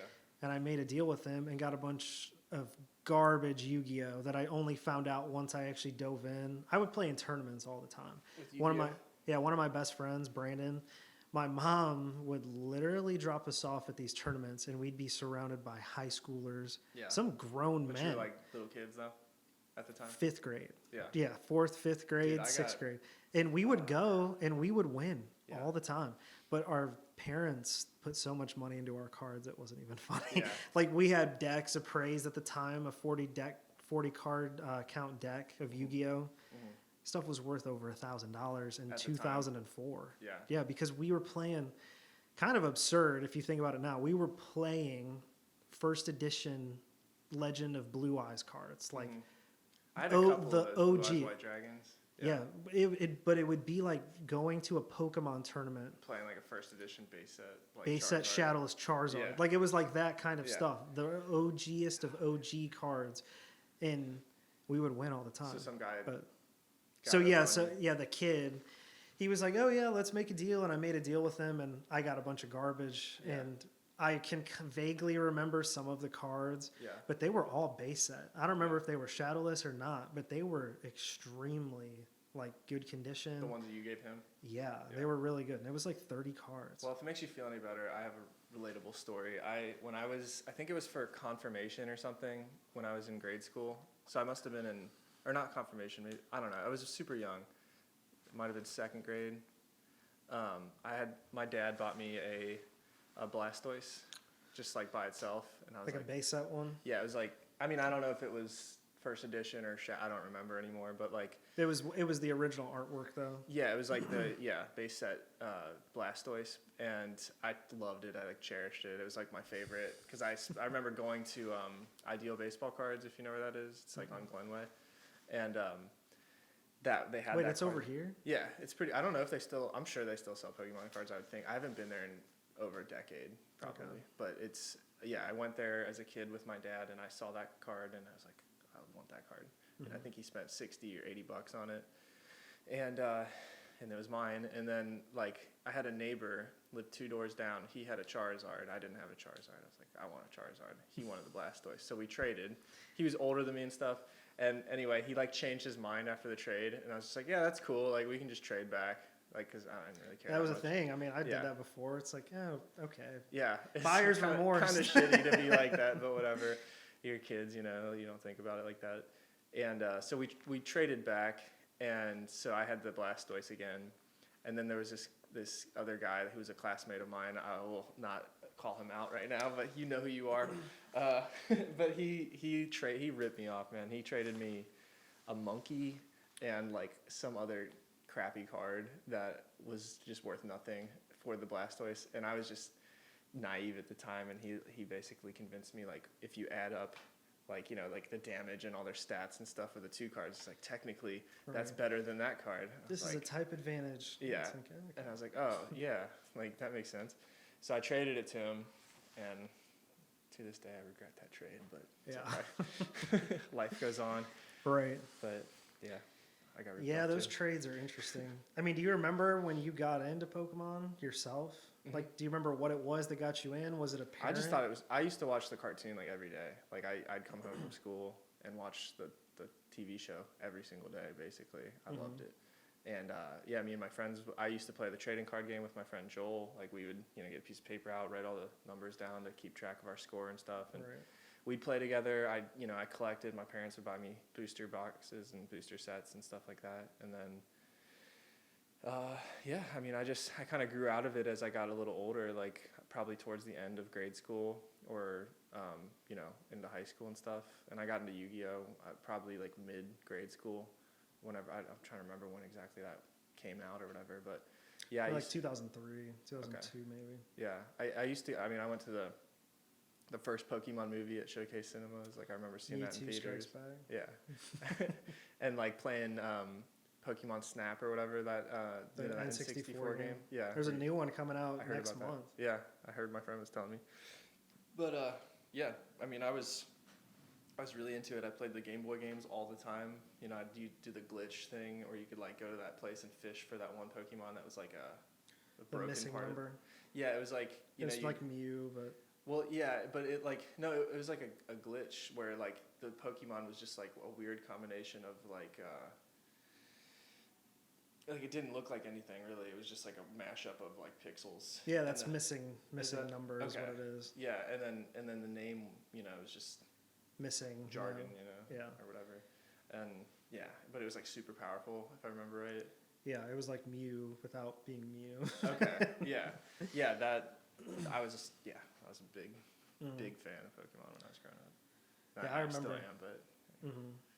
Yeah, I remember when I got into it because my cousin Nick, he was 3 years older than me, and growing up when I was younger, he was like my idol. I thought Nick was so cool, and his sister was my sister and I's babysitter and stuff. So we would hang out and do stuff. He was your age, or he was? He was 3 years older than me. Okay. So close in age. Yeah, but at the time, that's like a significant difference. Yeah, it's like, oh yeah, Nick's older. Like, but he's got all this cool shit. Yeah.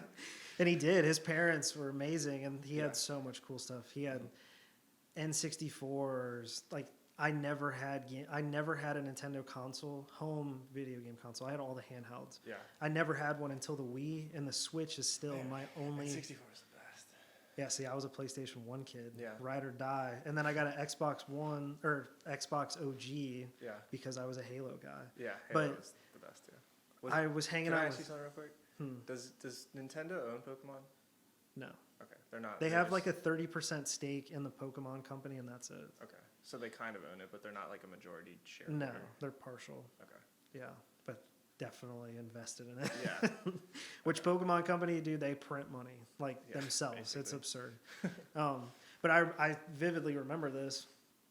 It was the summertime, and I was going up to Lake Erie with my cousin and his family. And in the car, he was playing this game called Pokemon Red on a Game Boy Color, which I don't even know if I had a Game Boy at this time. And I was like, what the hell is that? Like, that looks cool. So then we kind of played together, and he already had a Charizard and stuff. And Charizard from that moment was like my ride or die. Yeah. That was like my absolute favorite. And then I fell into it. And we used to do a thing on my dad's side of the family, which Nick is technically my second cousin. So he's Twice my removed. dad's first cousin. What's that? I was just trying to make a joke. Second cousin twice removed. Oh, yeah. Yeah, anyways, on my dad's side of the family at Christmas time, what we would do is we would go to my Aunt Dawn's, which is my great aunt, so my grandma's sister, and they would have Santa come. It was the hypest shit on earth. It was one of the neighbor guys. He would dress up. He had the full beard and everything. Is it real like, beard or he actually grew his beard out? I think the beard might have been fake. Yeah. I think it was a fake one. But he sold it. Like, he had the full outfit. He had, Yeah. like, custom stitching, bells, all Yeah. the shit. Nice. Bag, tailored and stuff with all the Yeah. gifts. And I remember that year, Nick, his parents, so Santa, a.k.a. his parents, gave him a full booster box of base set, unlimited. I think it was unlimited. And I watched him open pack after pack after pack. He after did the whole pack after thing? pack. He opened all 36 right there. And I was like, dude, these cards, fuck. These things are awesome. And then from that moment, I was like, I need some of these. So then I kind of fell in love with the game. But like I said, I kind of idolized Nick in a lot of ways. He loved Halo. I fell in love with Halo. He liked playing first-person shooters. I was like, you know what? I like first-person shooters. Yeah. And I truly did fall in love with them, not because he liked them, but he was the kind of... He's like the catalyst that got Yeah, you. he was the catalyst that got me into Yeah. it. And quickly, it just spiraled into this Yeah. obsession in some ways. And then going from there, my sister Kaylin, who works for you, a friend as well, she very much was like, well, if Zach's into it, I'm into it too. And she was kind of a tomboy growing up and stuff. She wasn't a real girly girl. She was down to hang out with the guys and do stuff like that. And she fell in love with the card game too. And quickly it became this thing of my mom convincing us to go on errand runs with her, but only on our terms. We're only doing it if we stop at Hallmark. And if we stop at Hallmark, we're getting packs. Yeah. Kaylin and I would get like 3 packs each. And going backwards, this was like especially, I was the biggest into Pokemon during the second generation. So Like Fossil and stuff? Or? No, Fossil is Generation 1. Okay. Those are all Kanto Pokemon. Johto is what I'm talking Kanto, about. what does that mean? Kanto would be red, blue, and yellow. Okay. And then Generation 2, Johto would be gold, silver, crystal. So it's like their, what do you call that? Like their energy, basically, their energy type? No, it's not the energy type. It's like their card number. Okay. So Kanto Pokemon go from 1 to 151. It ends at Mewtwo, I think, is 151. And then after that, it starts at Chikorita, and it ends at Celebi at 250 or something like that. So nowadays there's 8 generations, and they just align with the games. So when a new generation comes out, they add so many Pokemon. Like the last game added like 100 and something. So now it's up to it's like almost 900 Pokemon or something. So the first generation was 151. Yeah, Second generation was how many? like 100. And so Think of each generation like an expansion. Yeah. So they're adding like roughly 100 or 150 cards every generation. So Neo Genesis was the first set that came out of the second generation, and that's the one where this Lugia is from. This is I remember when that this came is out on the Lugia's TV show. rookie. Yeah. Yeah. Was there a movie with Lugia? Yeah, Pokemon 2000. Yeah, it was hype as shit. Yeah, it had the legendary birds. So Articuno, Zapdos. Did Dragonite come out in that as well? No, Dragonite's like 147 or something. Okay. So he's a original Gen 1 Pokemon. Okay. He was in the movie though. Yeah. Yeah. Yeah. Or wait, no, he was the delivery guy in Pokemon. Whatever. He was the first. He was the one who dropped off the invitation to come to Mewtwo's island to battle. Oh yeah, dude. So, I whatever. never watched that movie. But so Kalen and I, we really picked up though in the second generation. Mm-hmm. And looking back, we were getting crazy cards, like because we at this point grew up in Falls Story, Ohio. It was outside of Findlay, which Findlay isn't big. Falls Story is even smaller. In this little Reedmore Hallmark store, they had all Pokemon cards, and I don't think too many people bought them because it was like going to your grandma's store. Yeah. Like old women went to Reedmore, or men looking for gifts like for their wives and stuff. It was not a kid store. So we would go in there and we get first edition Neo Discovery, first edition Neo Revelations, like all this stuff. Like cards look like nowadays, where if we just kept them in good shape, we would have had like $10,000 just off of our pulls from 2 sets. Yeah. Like not even realizing like, oh, this is If you absurd. just like pulled it, didn't touch it for yeah, 10, we 15 kept years. them. I kept my stuff in books. Kaylin was a little more. I remember you told me she put cards in her pocket. Yeah, Just she would walk put them around. in her coat pocket and walk. Where I'm like, Yeah. no, I kind of put them back in the packaging and set Yeah. them on the seat. But I did put them in a binder, I was and gonna say, even binders only have so much protection Right. too. Yeah. So Because I was just looking at the cards I bought from someone the other night. Like I bought them years ago, but they had sold it to me in a binder. A lot of the cards that you've seen that I have are from that binder. I pulled them out, and that's why they have like a little bend to them. Because I guess they just naturally do that in a binder. yeah, they flex a little bit. Yeah. Yeah, it's weird. Does but that mess up grading at all? I don't know. We talked about that, and I Yeah. don't know because I've never sent anything in of myself. That Yeah, was- I might ask some people this weekend. Yeah, I'm curious. I really want to send some stuff in. But yeah, so then we fell in love with the cards at that point, and I played the games. And Yu-Gi-Oh was the thing that really pulled me away from Pokemon. Me too. So it was right after the third generation of Pokemon had come out. So Ruby, Sapphire, and Emerald. And I barely bought any Ruby, Sapphire cards. Me too. I had like nothing, which I did have some good ones, but like it's hardly anything. Yeah. And then I finished the games, and then I kind of walked away, and then it was Yu-Gi-Oh. That was And I was- almost exactly the I path love the took. art of the Yu-Gi-Oh cards. I love the tournaments, the battling, trading with my friends. It was so much fun. And I did that for like 2 years. And then after that, I didn't do any card games forever. And I didn't play any Pokemon games anymore. And I didn't even fall back in love with Pokemon again in any shape or form until 2012. So I had just graduated. Yeah, so I was like done with school, and they had just announced Pokemon XY on the 3DS. It was going to be the first 3DS game. And in it, they announced what they called Mega Evolution. So it was like these new variants on new and old Pokemon. Is that like the EV and the V and? So kinda. Like there is the EX cards, there's EX, sets where there's Mega Charizard EX and stuff. But it was cool. It really caught me though because they brought in the Gen 1 stuff into the game. And they made it so, okay, yeah, in the game you're going to pick your Generation 6 starter, Froakie, whatever. Like, you're going to pick these guys. But then once you get to that first town, we're going to let you pick a Gen 1 starter. So Charizard or Charmander, Bulbasaur, Squirtle. And all of these have Mega Evolutions. So not only are your favorites back, they're different. Charizard can be a dragon type finally. Or he can be this souped up dragon looking extremely like strong fire type. So I was like, ooh, I need to play this. So then immediately I'm like, okay, well, I've got time. I'm going to go backwards. So I bought Generation 4 and Generation 5, and I played through those. And then Generation 6 came out, and then I never stopped playing the games. But I still wasn't into the cards at all. I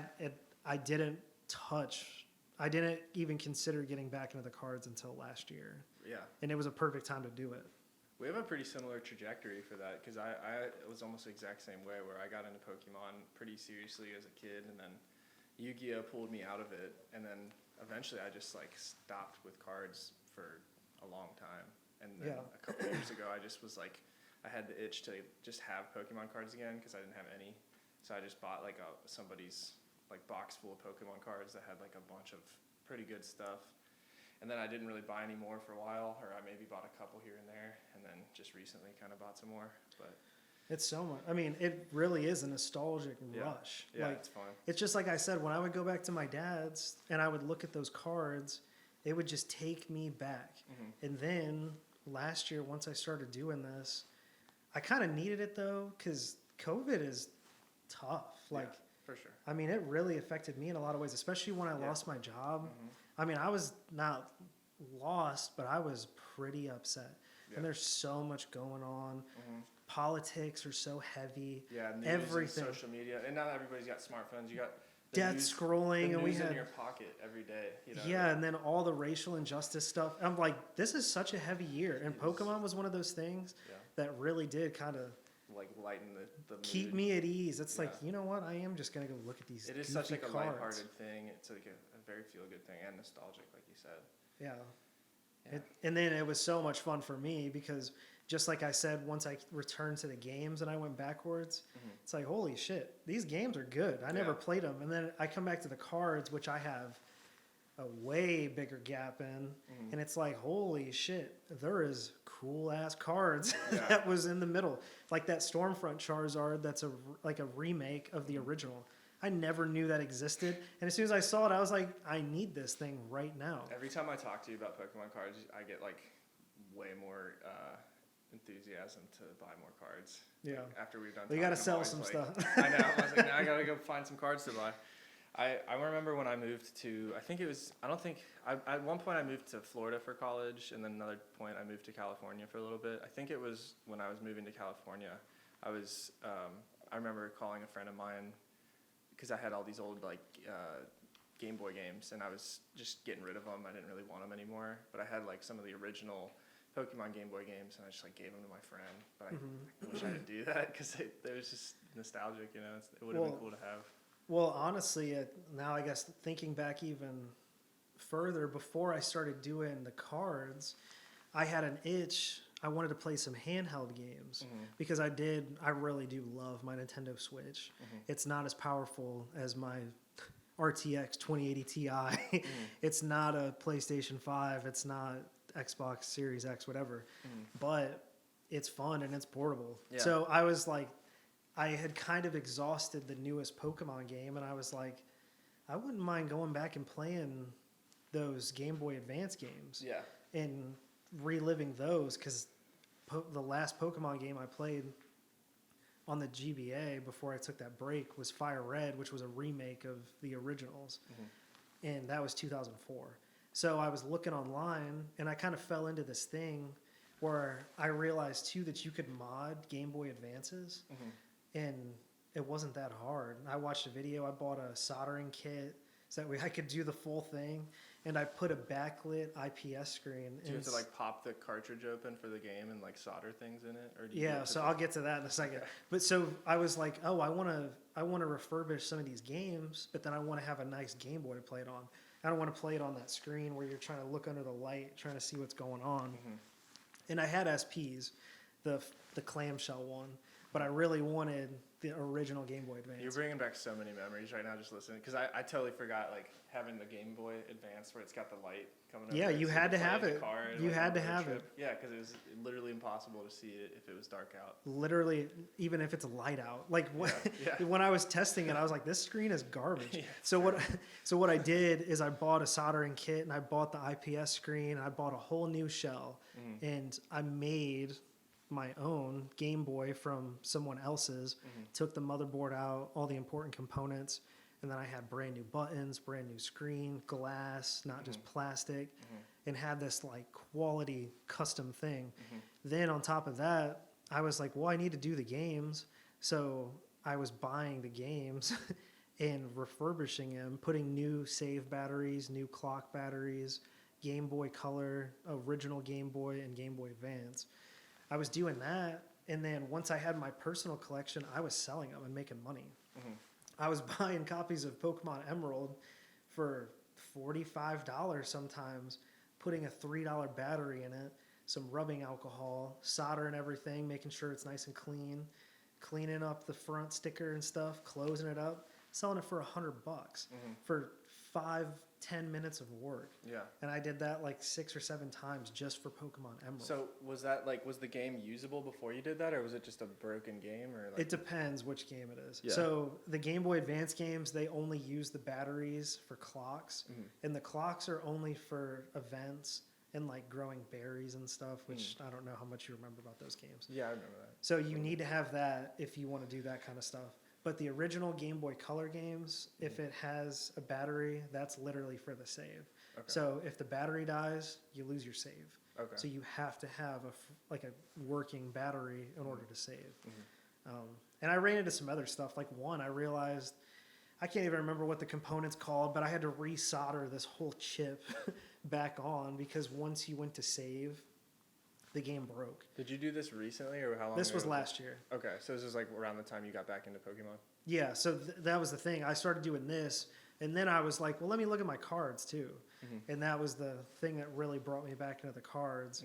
And then, yeah, it's been like that ever since. And then I decided, because the one thing that makes Pokemon so special when it comes to the games is you can bring your Pokemon all the way up into the newest game. So then I decided, I was like, well, I've never done this before. Like, I've never brought everyone up.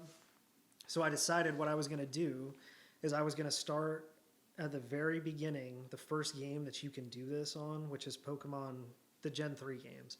So Fire Red, which is a remake, and then Emerald after that, which is officially a Gen 3 When you say game. you bring them up, like you can transfer the Pokemon that you had in that your whole cartridge team, to the next whatever, one. yeah, all the way up until you have people from you could do it from a GameCube even.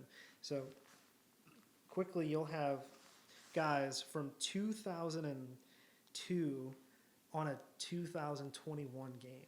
So I decided, okay, well, what I'm going to do then is I'm going to start Fire Red, and then I'm going to go to Emerald, and then I'm going to go to Platinum, and then I'm going to go to Soul Silver, and then blah, blah, blah, all the way up. And I'm going to bring each team forward until I have everybody on the most recent game.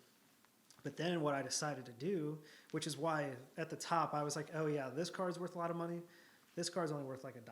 And I'm going to get it graded still because it'll come back at 10. And it'll be worth some money at that point. But what I'm going to do is I want to have my teams from the games in the card format. So you'll see my Jolteon, Lapras, Charizard, Gengar. I'm trying to think of who else is on that team. You'll see all those guys in card format, and then I have them in the game too. So it's just kind of goofy and fun. But like that kind of stuff is what makes it more fun though, because it's like, oh yeah, I need this specific card. Finding good condition of those $1 cards is so damn hard. So you just bought those because those are your favorites? Yeah, because they're literally going to be the people on my teams in the game. Yeah. So I need them, and so you still play the game? Right? Yeah, so I'm in the middle of playing these games right now. I've beat 3, and I'm about to start Soul Silver, which is a remake. Are those online? Like, can you play like other players? You could the servers are down, but you used to be able to. On the new one, you can. Why are those? Oh, like they're just out of date. Like they just expired. Yeah. But on the newer games, you could. So if you took like your old team, like you did, moved them up to. You could literally play online with your old teams. So is that like a tournament mode kind of thing where you you just battle people? Yeah, there's ranked playlists, there's social. I think technically to play in ranked, you have to use Pokemon that are established in that game. So like you can't use your OG guys in ranked, but you could use your OG guys in the non-ranked playlist. But now I want to go get a freaking Game Boy or something and play some of that too. It's a lot of fun and it's different. And like I said, I learned how to solder and stuff. That was interesting. That's probably relatable too to what you do for a living, I guess. Like maybe, I don't know. It sounds like it would be because it's like you're soldering like microchips, but in your this is me. You want to see what I do all day? Just typing. Watch tells me I need to stand up. I'm up. Got to walk around for a bit, come back to my desk. You ever try one of those standing desks? Yeah, so when I worked at Macy's, you could actually apply to get a standing desk. Actually, have you ever heard of a VeriZoom? It's like a type of, it's like a thing you put on your desk and then it elevates if you want. There's like different. That's what they had levels at to it. Macy's Yeah. because we had cubes, so they were going to build you Yeah. like a true standing desk, but they Yeah. would give you that so that way you could stand. Mm-hmm. Where I work now, I've not seen one person with it. Would you want one? I probably would do it if Because they I would have do one. If you want, I'll trade it to you for Pokemon. It's Well, just I don't been know. sitting in my shed. It was actually pretty. I think it was like at least $200. But it was. I used to use it when I had like this old desk, and then I got that new desk, and I was like, I don't need this anymore. But it's cool. I mean, I don't know if you're interested, but I don't know. I'll think about it. you can see it sometime if you want. But you should. There's this guy I used to be pretty good friends with. We don't talk anymore, but like. He had a crazy Pokemon card collection. Like, he was insanely into it. Like, on your level of like, just. I mean, he had cards from since he was a kid, and I didn't even know. I'd known him for a long time, but I didn't really know that he was that into Pokemon for the majority of the time that I knew him. And then he showed me his collection one time. This was probably like 5 or 6 years ago, but he had like. A lot of cards and like some really like impressive looking cards, and I didn't really know what I was looking at the time, but you'd probably love to see his collection. And It'd be nuts, probably. Yeah, I mean, he had like some crazy stuff. The thing is, like when I came back, I'm like, I didn't even realize the value of some of the stuff I had. Like, Kalen had pulled what's called a Cristo Nidoking. This was like a long time ago, or this was back when we were still doing the cards. Mm-hmm. So that was from Aquapolis. So I think that was 2003. Mm-hmm. That Lugia right there, that's from Aquapolis, and that's a crystal card. Mm-hmm. When we got that card, I didn't know anything about it. I didn't even understand the value of secret rares, which means like a card set will have 150 cards. Each card will be numbered. Like Charizard and base set is 4 out of 102. Once Team Rocket once the Rocket packs came out, they had Dark Raichu, which was the first secret rare. And all it meant was that it was card 103 out of 102. Okay. I didn't even understand what that meant when we were younger. Kalen had pulled the second rarest card out of the entire set. Was it the Crystal Nidoking? Okay. And I had no idea. Before I had decided to get into my cards, there was a guy named Leonhardt who went viral for pulling a first edition Charizard out of a heavy base set Shadowless first edition pack. And in that same video, which again, it had went viral, so it caught my interest. I'm like, I'm going to watch this. In that video, he pulled a Cristo Nidoking, which was nuts. Just like, oh my God, this is crazy. Like, this card's worth so much money. Holy crap. How much is it worth? Dude, at the time, a PSA 10 was going for $800. Now a PSA 10, well over $2,000. So that's just how the market has went nuts. And this was in May of last year. Can you, like, I feel like you've shifted a little that way. Yeah, I'm kind of sitting on the edge of my good. seat. I'm going to check the camera real quick. I just want to make sure they're good.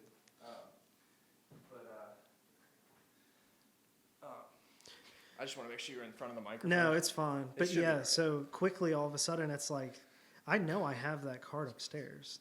Like, so I'm like looking and I'm like, I need to go get my stuff. And then going back and looking, it's like, oh my God, there's crystal cards for 3 or 4 different sets. And they're all worth crazy money. Like the Crystal Charizard is worth so much, which I bought one. That's a PSA right now. So we'll see what I get on that in 2 months. But it's like, oh, then there's Gold Stars. What's a Gold Star? It's like, oh man, it's a shiny variant card. And they came out with like a new set every year for like 4 years. It's like, oh yeah, Gold Star Charizard, which that's what I showed you earlier I was going to bid on. But the guy wasn't letting me know what the condition truly was. So I backed out. PSA 10 of that, $10,000 plus. I don't even know. I'd have to look at what the last PSA 10 was. Yeah. It's just like I had no idea these things ever came out. So you said you do a lot of Facebook Marketplace purchases too? Yeah, I don't really purchase through Marketplace officially, like Facebook Pay or whatever. Yeah. But I do a lot of the negotiating and deals over Facebook. So is it usually is it usually like you find a card that you're interested in, you message for a while about it, you figure out if you really want to like bite on it, and then if they're local, you go see it in person. I mean, do you see a lot of them in person like before you buy, or is it a lot of it like, if you had to like guess the percentage of purchases you make where you see a card and you just buy it online after having communicated for a while, or is it more like... I would honestly say I've probably bought more local than shipped. Okay. And personally, it's because no matter how good the pictures are, you're at the mercy of how honest or informed the person is. So they can send you 20 pictures and tell you the card is near mint. But once you get it, you might see, oh, it has a dent. And it doesn't show up in the picture. But again, that's one of those things, your score is chopped in half immediately. It doesn't matter how big, it's done. And if you saw a card that you were communicating with someone about for a while and they sent you 20 pictures and it seemed, convincing that it was good, and then you got it and it was dented, would you return it, or would you just... I would work something out. Like, I'm actually in the middle. I bought a Gold Star Jolteon, which is a very rare card from... it's from a set called Power Keepers. I think it's 2004, but it's a rare card. And I specifically had asked him, I said, hey, does this card have any print lines, major scratches on the front, dents or creases? And he said, no, absolutely not. Like, it has some whitening, which I was fine with. I could see that in the pictures. Whitening? So, like, where the edges are a little worn, and then you can kind of see the cardboard underneath. Okay, yeah. So, like, the yellow or the blue is worn off. Is that considered edges? Edges, yeah. But well, it could be on the corners, too. Okay. So, I had seen that, and I was getting this card expecting, like, a PSA 6, because it's still worth good money at a 6. And I finally got it, and I'm meticulous about how I look at my stuff. And I'm like, oh, shit. There's a dent right here on the bottom. And I was like, and this is pretty obvious. Like, if he looked at it, he would have seen it. And it's not big. It's not even noticeable unless you shine a light on it. But it just killed my PSA 6 dream, and now I'm looking at a 4. And it's not worth the price I paid raw. So I'm in conversations with him, and I didn't ask to return it, but I did. Is this guy local? No. Okay. This was a shipping deal. Was it? Because if it was local, I would have seen it in person. Yeah. But... So now I'm in conversations, which he said he would do for me. I'm going to talk to him today again, because this is super recent. Was this through the group that we're in? Yeah. Okay. Which, whatever. He's really nice. It's going to be fine. But I did ask. I said, dude, I need a partial refund on this. Yeah. Because what I paid for this card and the condition is not right. And you know that. Like, you grade stuff too. I can see from your listings. Yeah. You know this is not worth what you sold it. Technically, like, if he wanted to be a dick about it, could he just be like, no? Or, like, would you be able to... I could return it. Okay. Yeah. Okay. Yeah, I mean, I could work through PayPal, because some guy called me out on this, which I thought was kind of weird. In that group? No, not about that card or anything. But I'm very meticulous. It was a deal I was making privately with somebody. But he didn't like the fact that I was selling a card, but I wanted to be the one to send a request to him. And he was like, why can't I just send you the money? Why would you want to send the request? And I explained, I was like, because people just send money sometimes on here, and they don't even put a description what it's for. And for insurance reasons, I need this to be accurate. I need it to say that this card's authentic. I need to say the condition. I need to say what set it's from, whether it's a hollow or not. When you say the condition, do you say, like, estimated to be a PSA 4 or 5? No. I never call that stuff. Okay. But I will say, like, for instance, I sold all those cards that weren't worth grading because the value wasn't there or the condition wasn't there.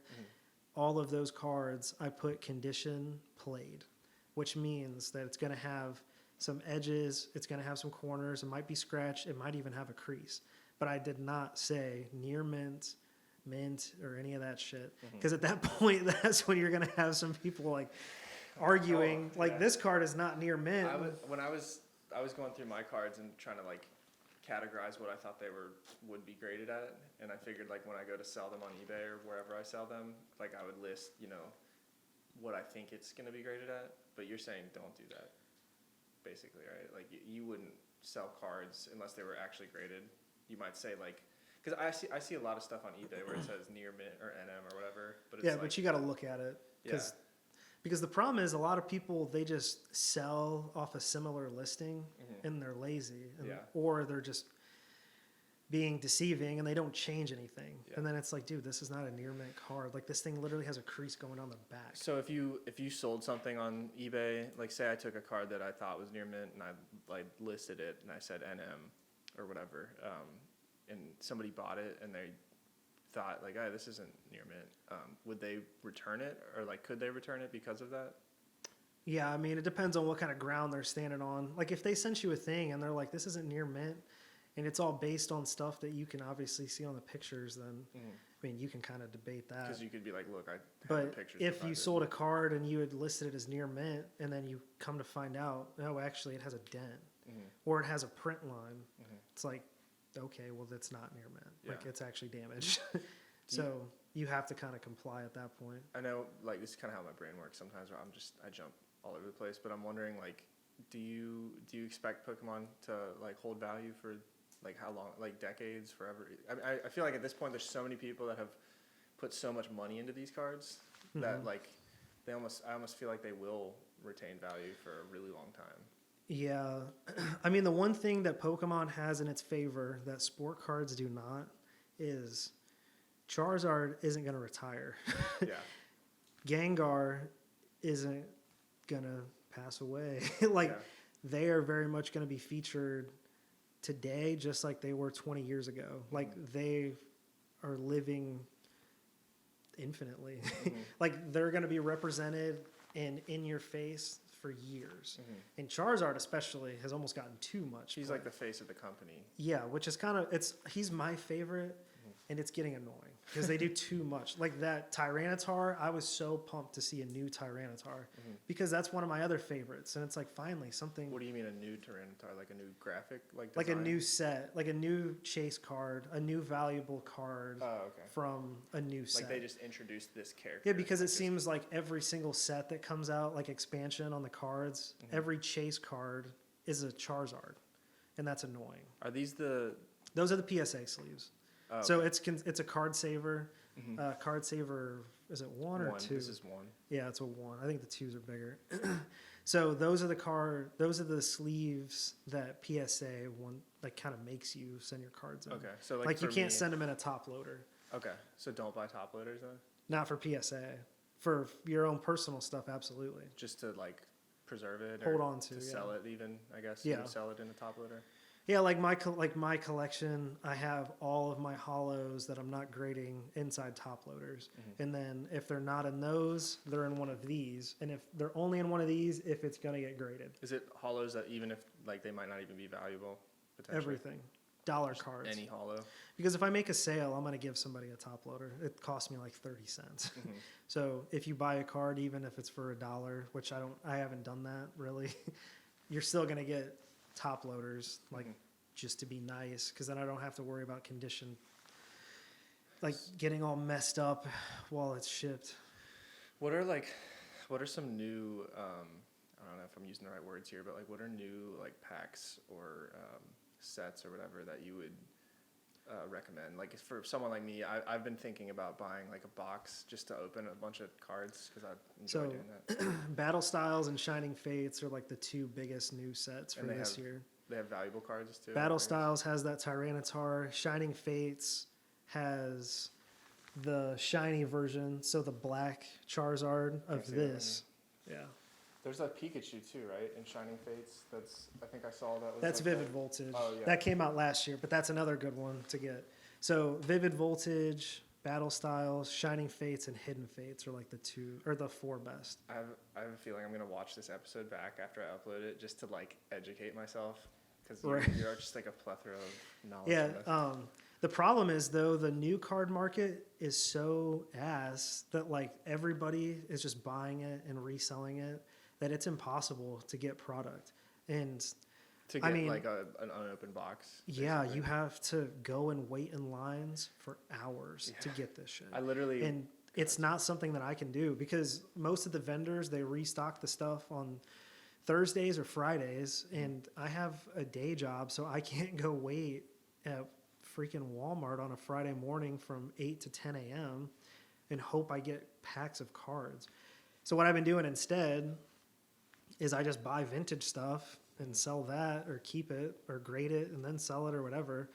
because overpaying for cards to just roll the dice on and hope you get something worth money isn't what I want to do. Like, opening packs is fun, but opening packs at a price that's higher than you already should have paid is not something I want to do. So what is this from? What pack? That's from Darkness Ablaze. Yeah, so if you look at, the nice thing is, if you look at a PSA slab, it always says what pack it's from. So it should say 2020 Darkness Ablaze. Yeah. Okay.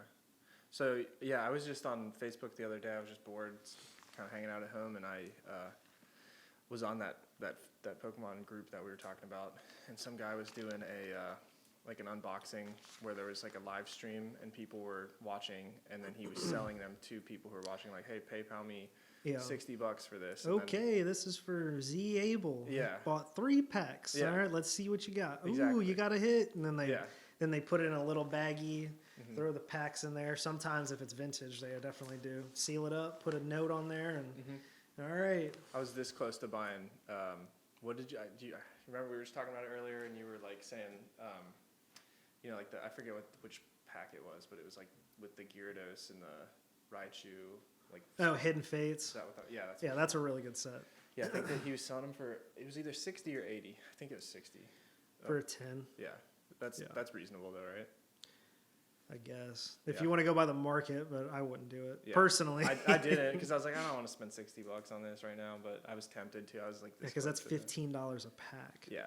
So, yeah, the market, like I said, the market on that sealed stuff is just crazy. So I would much rather spend $100 getting something like this, like a first edition Dark Scizor that is very clean. It's probably going to come back a PSA 8. It's got one little edge damage. This is 2002, I think. Is that the same set as the Heracross that I have? It says 2000 on it, actually. Was Neo Destiny really in 2000? Wow. You don't have that first edition Heracross? Oh, the Neo Genesis one. Is that the same set as that? No, it's from like the same, like it's like an expansion on. So Neo Genesis was the first of the Generation 2, like I was telling you. That's where this Lugia is from. That was like the first official Generation 2 set. Okay. And then this is kind of like an expansion on that. Okay. So then they started kind of bringing Gen 1 Pokemon back and stuff. Because Neo Genesis, I might be wrong about this, but I'm pretty sure you can only get Generation 2 Pokemon in this set. But I might be wrong. How much do you think that Heracross is worth that I have? I don't know. It had some white. I remember it had some white edges. The corners had a little, but I just don't know how much the card's worth at all. I don't have that. They don't make first edition anymore, though, right? You said that's not a thing. Yeah, so I don't know if they still do it in Japanese, but they did do it for Japanese cards longer than English sets. I think the last English set to have first editions would have been one of the Neo sets. So I don't know which one was the last one. Revelations. I don't think Discovery was the last one. But yeah, they kind of stopped after that. And then the E-Series cards came out with like Aquapolis. So these ones, you see how it has these ridges on the side? You could actually buy an e-reader. It was for your Game Boy or your GameCube. I forget. Scans it into the game. You could literally swipe the card, and then it would put it in your game. Who the hell is... Wouldn't that mess your card up? Maybe. I don't know. I would never do it. I would if I was a kid and I didn't care, you know? If you were young, I guess. Because I remember like something like that being a thing when I was little. I feel like there was like a way to get... Like there's a code you can scan or something maybe. But yeah, that's a good sign. Once those came out, the first edition stuff was done with the English. Did you play on N64 that Pokemon like Arena Stadium? Yeah. At my cousin Nick's all the time. That game was so fun. That was my favorite. I really should have had a Nintendo 64 because I was a Smash kid. I love Mario Kart, Pokemon Stadium, 007 GoldenEye, Conquer, Bad Fur Day. That game was pretty adult. They remade it for Xbox, original Xbox in 2004, but it was pretty adult. You ever hear of Ogre Battle 64? No. great game. It was like one of the first RPGs, I think, or well, maybe of that time. Like console or on that console, yeah. Yeah. No, I never played it. That was a great game. I think I still have it actually. It's still worth like a decent amount because I think it's kind of rare as far as like N64 games goes. But yeah, that game was awesome. Yeah, but like N64, I was so absent from. Like I would stay at my cousin's, and I would get up in the morning before him, and I would just go play by myself because I'm like, I got to get this in while I still can. Even though the night before we were running through playing 007 or Conquer. And then as we got a little older, Halo came out, and he was the one who got me on that. And like we would have weekends where we would just play through the Halo 1 or the Halo 2 campaign to completion. Like, yeah, we're just going to beat this again. Yeah. And we've already done it last time. Yeah. It's like, oh, yeah, I still have our save right here. I've got my custom multiplayer character right here. And Xbox Live, which that blew me away on Halo 2 and everything. Same. And yeah. I used to play Halo like a ton with my friend. He lived right down the street. We were super into Halo, and we did the same thing. We'd play through the campaign on like all the different difficulties, and then when Live came out, we'd play Live all the time. And his older brother and his older brother's friends were like insanely good at the game, and then we just played like religiously. I remember when they first came out with, I think it was like duos basically. Like didn't they introduce like a duo in multiplayer for Halo? Yeah, there's doubles is what it's called. And it was like on, I guess on Bungie or whatever, where you could like see the rankings at like, because it wasn't actually on the Xbox at first. It was like you had to go online and see what the rankings were. Yeah. Are you talking about Halo 2? I think so, yeah. Yeah, I think Halo 2, your rank was visible, but there was some weird stuff that you could only get on Bungie.net. Yeah. Yeah, it was like right when they introduced it at first. But yeah, we were super in, because we were genuinely good at the game. And like... Did you BXR? Do what? Did you BXR? What's that? It's the little glitch thing where you can battle rocket and then you can rocket launcher and then you soar across the map. Do you remember that? But BXRing is like where you... Oh God, which one is BXR? I think that's the one where you shoot in melee really fast, so you can like double melee, like boom boom, like really quick. Okay. Then you could double and triple shot. Did you ever do that? I don't know if I did or not. I remember doing a number of different glitches though. Like there was that one map. It's been a while, so I forget a lot of the names. But there was the one map was like a big open map, and then there was like a base on one end of it and a base on the other, and you had like the warthog and some coagulation probably. Probably, yeah. And or then blood gulch or whatever. There was a place where you could like crouch in this little like nook, and you just like spam crouch or something like that. I think you spam crouch, and then you like eventually fall out of the nook, and when you hit the ground, you jump, and it launches you way up in the air, and you could like snipe people out there. Yeah. Well, you could do that on Zanzibar.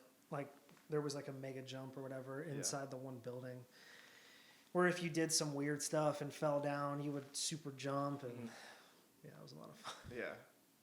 Did you ever do that with the rocket launcher, where it was like, I forget exactly how it worked, but if you had a sword and a rocket launcher, you could like, I think you'd like have the rocket launcher out, and you maybe like switch to sword real quick. There might be a step I'm forgetting, but you could basically, it would like launch you across with the sword to where you could like slice people, but it was from super far away. Because it thought you were a rocket. Yeah, exactly.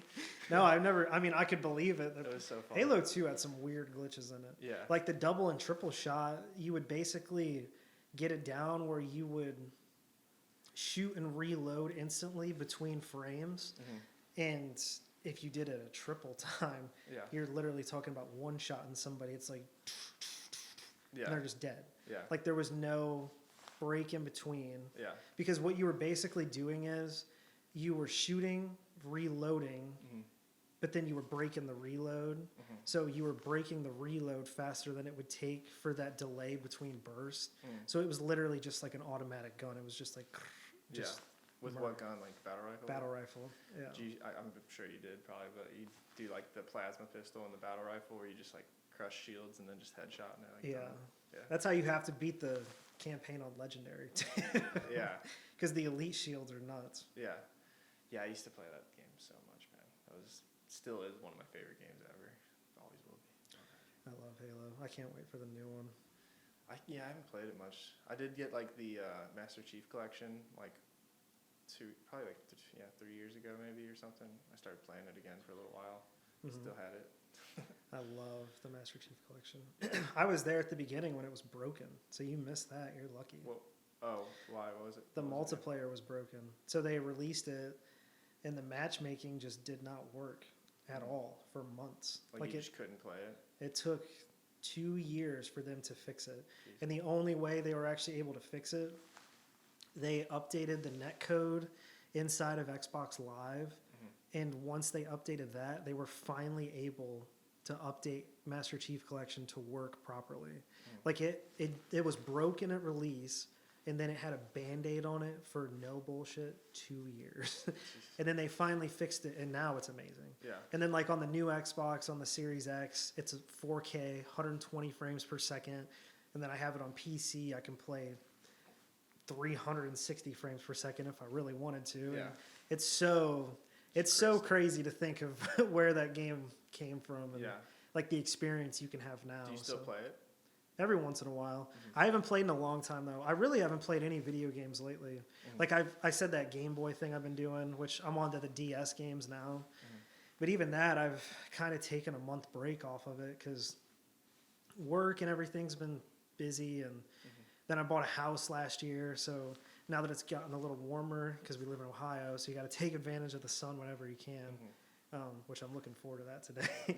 Yeah. You have to like start prepping your yard. So it's like, all right, I have to edge my fence line. I got to start spraying weed killer. I got to put some lawn feed, some fertilizer, so that way my grass can grow. I got to start prepping because I'm going to have to plant new grass. And being an adult is a little different. Yeah, for sure.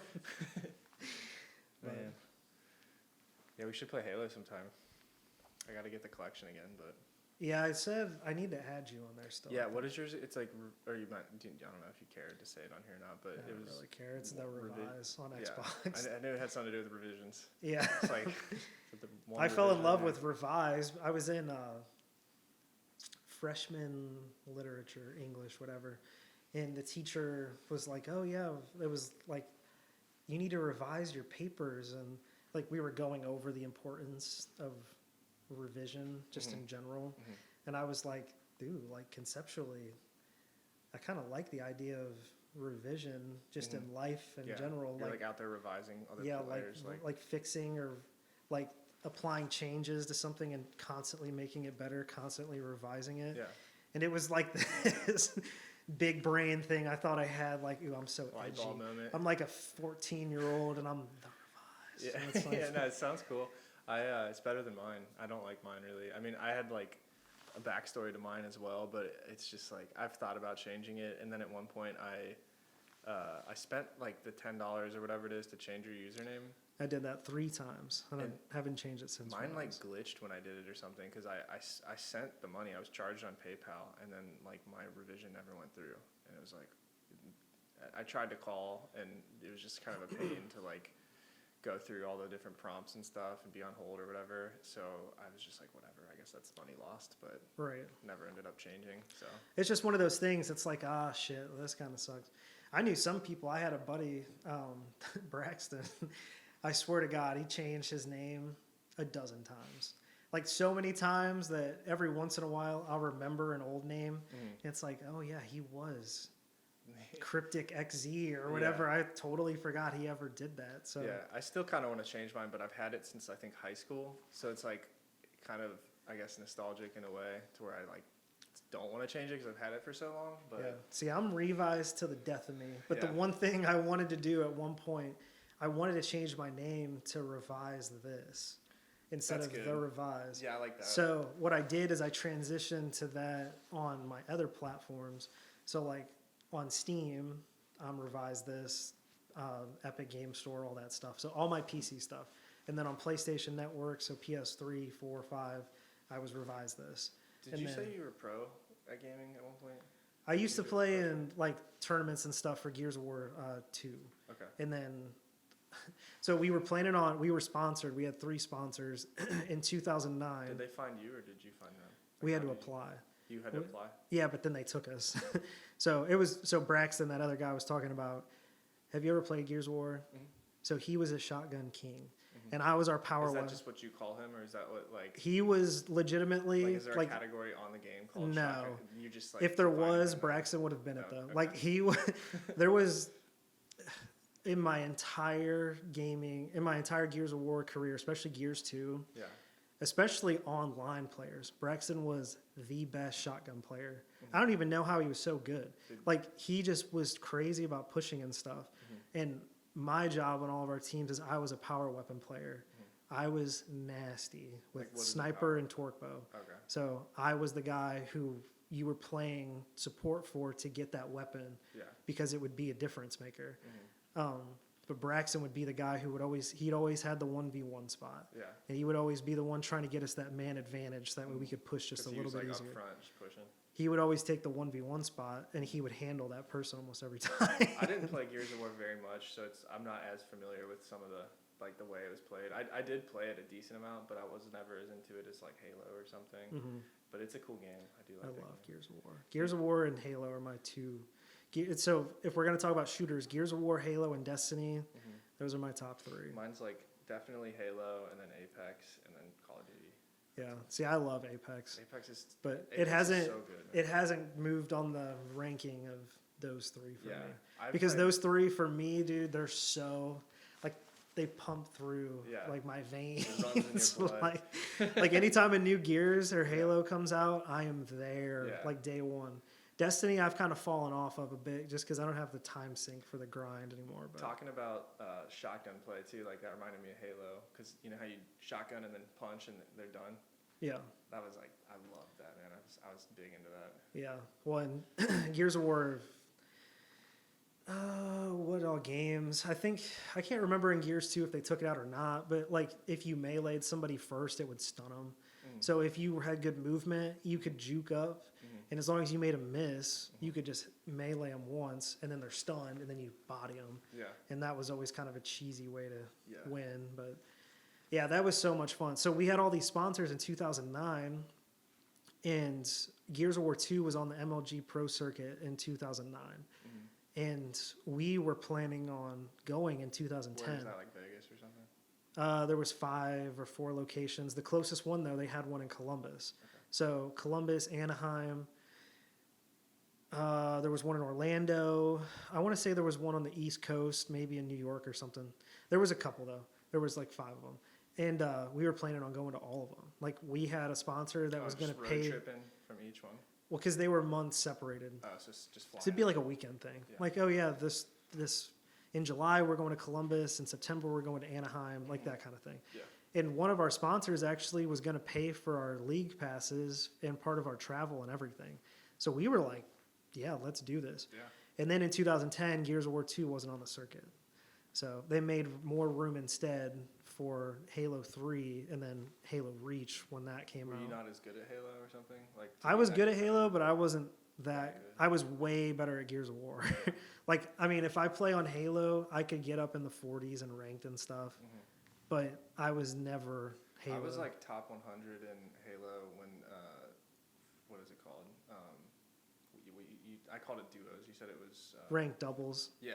But that was like at the very beginning too, so it's kind of like less saturated, you know? Yeah. See, it was weird because I had a group of friends where we just played Gears, and then I had another group of friends that was way bigger that just played Halo, but I had 2 friends specifically that were amazing at Halo. Like, they played in tournaments and everything.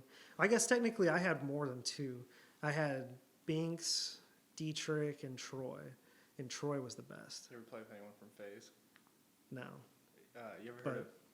Troy used to... Do you know who Ninja is? Yeah. So Ninja started as a Halo pro. And Troy and Dee, they would play Ninja every once in a while. Really? And Troy could honestly bang with Ninja. Like, I'm not... like, this isn't me exaggerating or something. They were amazing. Like, they played game battles. They won the whole doubles ladder one season. They beat the Suds. I don't know. It's on Halo. That was Halo Reach. Yeah. But they were really good at Halo 3 as well. That was not like that was just like events that they would have, I guess. That was online tournaments. So you don't. But they did play. They did go to. Troy never went to MLG, but Dietrich went and he got pro points. Like they've. So like they've made it. They won a couple rounds and then they lost. So I forget what placing they got, like top 64 or something. Yeah. But do you get you don't get money from that, right? Unless you're like top. you could, but you'd have to go up. Yeah. Or you could have sponsors that would give you money just to go. You ever play Elder Scrolls Online? No. I was so into that game. Really? I was in like the #1 PvP guild for I guess I still am technically. I haven't played it in like over a year, but I used to play the hell out of that game. Get like top 50 or whatever on like battlegrounds and then like open world PvP. Microsoft just bought Bethesda. Did that? Did you know that? I was kind of honestly disappointed in ESO online, but then I bought it, like I pre-bought it and pre-ordered it, and I was super excited for it to come out. I got 2 copies, one for myself and one for my dad, and then one of my friends had bought one too, and I just was like underwhelmed by it, and I stopped playing for probably like 2 years or something, and then I just got back into it and played it like religiously for years and got super good at the game, relatively speaking. And then just got kind of tired of playing it. Haven't played it since. Yeah, those kind of games, it's a grind. Like I said about Destiny, I've got like 2,000 hours in Destiny 2, and I just hit a point where every single season you have to climb this monotonous power level grind, and you're replaying old content just to get to the new stuff. And then there's not even that much new stuff. You spend more time doing the old shit just to get to where you need to be for the new. And I'm like, I'm burnt out. Like I can't do this anymore. So I haven't played it in months, and I think I'm gonna wait a long time before I ever come back. But about Bethesda, do you play any of the other RPGs like Fallout or Elder Scrolls before? I played all the Elder Scrolls since like Morrowind, and then did you play that on Xbox? I played Morrowind on PC. My dad had that. He introduced me to it, and then he got Skyrim and Oblivion, and or I guess that's wrong order, but same thing. Yeah. and then like I just fell in love with that series, and and then I bought I think I got Morrowind on Xbox like around that same time, so I played that, but I didn't like it as much as I did on PC. It's just so much easier to PC is different. But like I love Elder Scrolls. I know there's like one that's supposed to come out, but it's been like in development for so long. I remember seeing a trailer for it like years ago, I think, and it's still like they announced Elder Scrolls 6 last year. Was that last year? Maybe it was the year before. I feel like it was 2 years. But they've got Starfield coming out, which is a new IP made by the ES team. Really? So it's like space, I'm guessing? Yeah, it's space. But it's going to be a space RPG by the Elder Scrolls team. Nice. And the reason why Elder Scrolls 6 isn't, like, it's not going to come out for a while is because Todd Howard, he died, right? No. Oh, I thought somebody with, I think, some big game franchise passed away. Like he was like a CEO of some company. I mean, there is people that die all the time, but he didn't pass. I think it had to do with Elder Scrolls, but I don't know. Maybe. He did an interview like last week. Oh, okay, so not him for sure. But so he said though that they're not even starting Elder Scrolls 6 until after Starfield comes out. They haven't. When you say they're not starting, have they not already been started? They might have storyboarded and stuff, but no proper like development. Yeah. So which is fine because I don't really want to see them work on 2 projects at once. I would rather see their focus on one. But it's like and then all hands on deck for the next one. But it's just been so long since they came out with the new Elder Scrolls game. It's already been like since the last one. If you don't count ESO, Skyrim came out in 2011. Yeah, 10 years. Yeah, but then they did Fallout 4 because they've always kind of bounced back and forth. So it was Oblivion, Fallout 3, Skyrim, Fallout 4, and then instead of going to Elder Scrolls proper, they did ESO. But I don't know if that was the proper Bethesda team that did ESO. It wasn't. ESO. It was I think they like sold it to I forget now. It's been a while since I've played the game, but they had a different company that worked on it. Yeah, because Bethesda was technically a part of ZeniMax. That's who did it. Well, ZeniMax owns a bunch of developers, and Bethesda's one. Bethesda's like the biggest one though. So I was like, maybe it's somebody else under that umbrella. But so then anyways, then it's like, okay, well, what are you going to do now? Are you going to go back to Fallout? Or are you going to go do another Elder Scrolls proper? And instead they said, okay, well, we're going to do Starfield. We want to do something brand new. That's exciting because I love space, like in general. I think that's like that universe is fun. But that's also disappointing because I love Elder Scrolls, and it's like I've been waiting already for 10 years for the next one. It's like now they're doing another It's going to be game. 15 years, dude. I think it'll probably be 2025 by the time that comes out. That's a bummer. And then the Fallout fans at that point, it's going to be 2030 or something by the time the next Fallout comes out. Yeah. People are going to be like, dude, the last one was 2016 Do you think that or 17. it's just so expensive and involved that's why they have such a long time frame in between everything? That's why the gaps have changed, absolutely. I would development time and development costs, there's just so much higher. And there's just as a developer, there's just so much more work when you have these deep, super dense games, like with all these systems, features, and you're trying to do all this story stuff, and you have to make sure it all works on the back end. And you've got these graphics, and you got to optimize everything, and it's just so much work. And it's just different. Like back in the PS2, there were people that could literally pump out games in 9 months. Right. That doesn't happen anymore. Even indie developers that make $20 games, it takes them 2 years. Like, granted, smaller teams, but I always thought it would make sense for them to put out games more frequently, and I figured, I'm probably wrong, but that they have so much success with their releases that they'd have enough money to, maybe if they needed to, they could hire a bigger team to produce faster, but I guess it's just so involved and expensive that they just don't. Well, you could, technically you could have as big of a team as you want, but at some point you only have so much bandwidth to work on one thing that it doesn't matter if you have 100 people. It's like you can't split that job up that easily. Like it kind of has to just be a team of 5. Well, I guess, but that said too, it's like maybe they could, they could have an ESO, Elder Scrolls, game being developed, and then also hire a separate team for Fallout and a separate team for. And that's what a lot of people do. Yeah. But Bethesda proper doesn't want to do that. Yeah. Well, I guess so. They did come out with Fallout 76 as well. But the thing is, I really don't remember who did ESO and who did 76. I want to say Bethesda proper actually did do Fallout 76. I think they did. But the one thing I will say is about development. Where was I going to go with this? It was just about the cost and the time and everything. Oh, I was going to say some companies, some publishers have transitioned to that. Like Call of Duty did that a long time ago.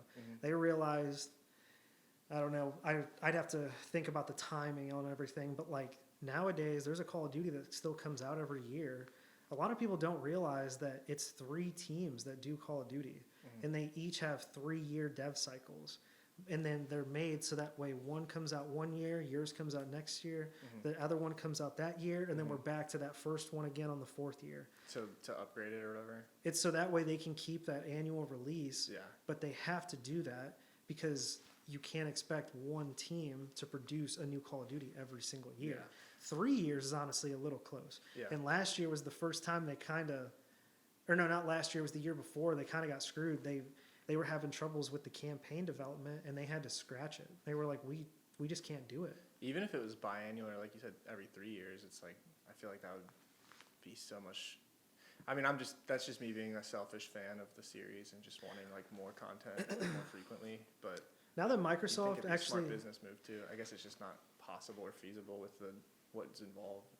And going back, now that Bethesda is owned by Microsoft, Bethesda proper, which Microsoft owns all of ZeniMax. Is Bethesda proper actually what it's called? I thought. No, I just mean because a lot of times when someone thinks Bethesda, they actually think of ZeniMax. Yeah.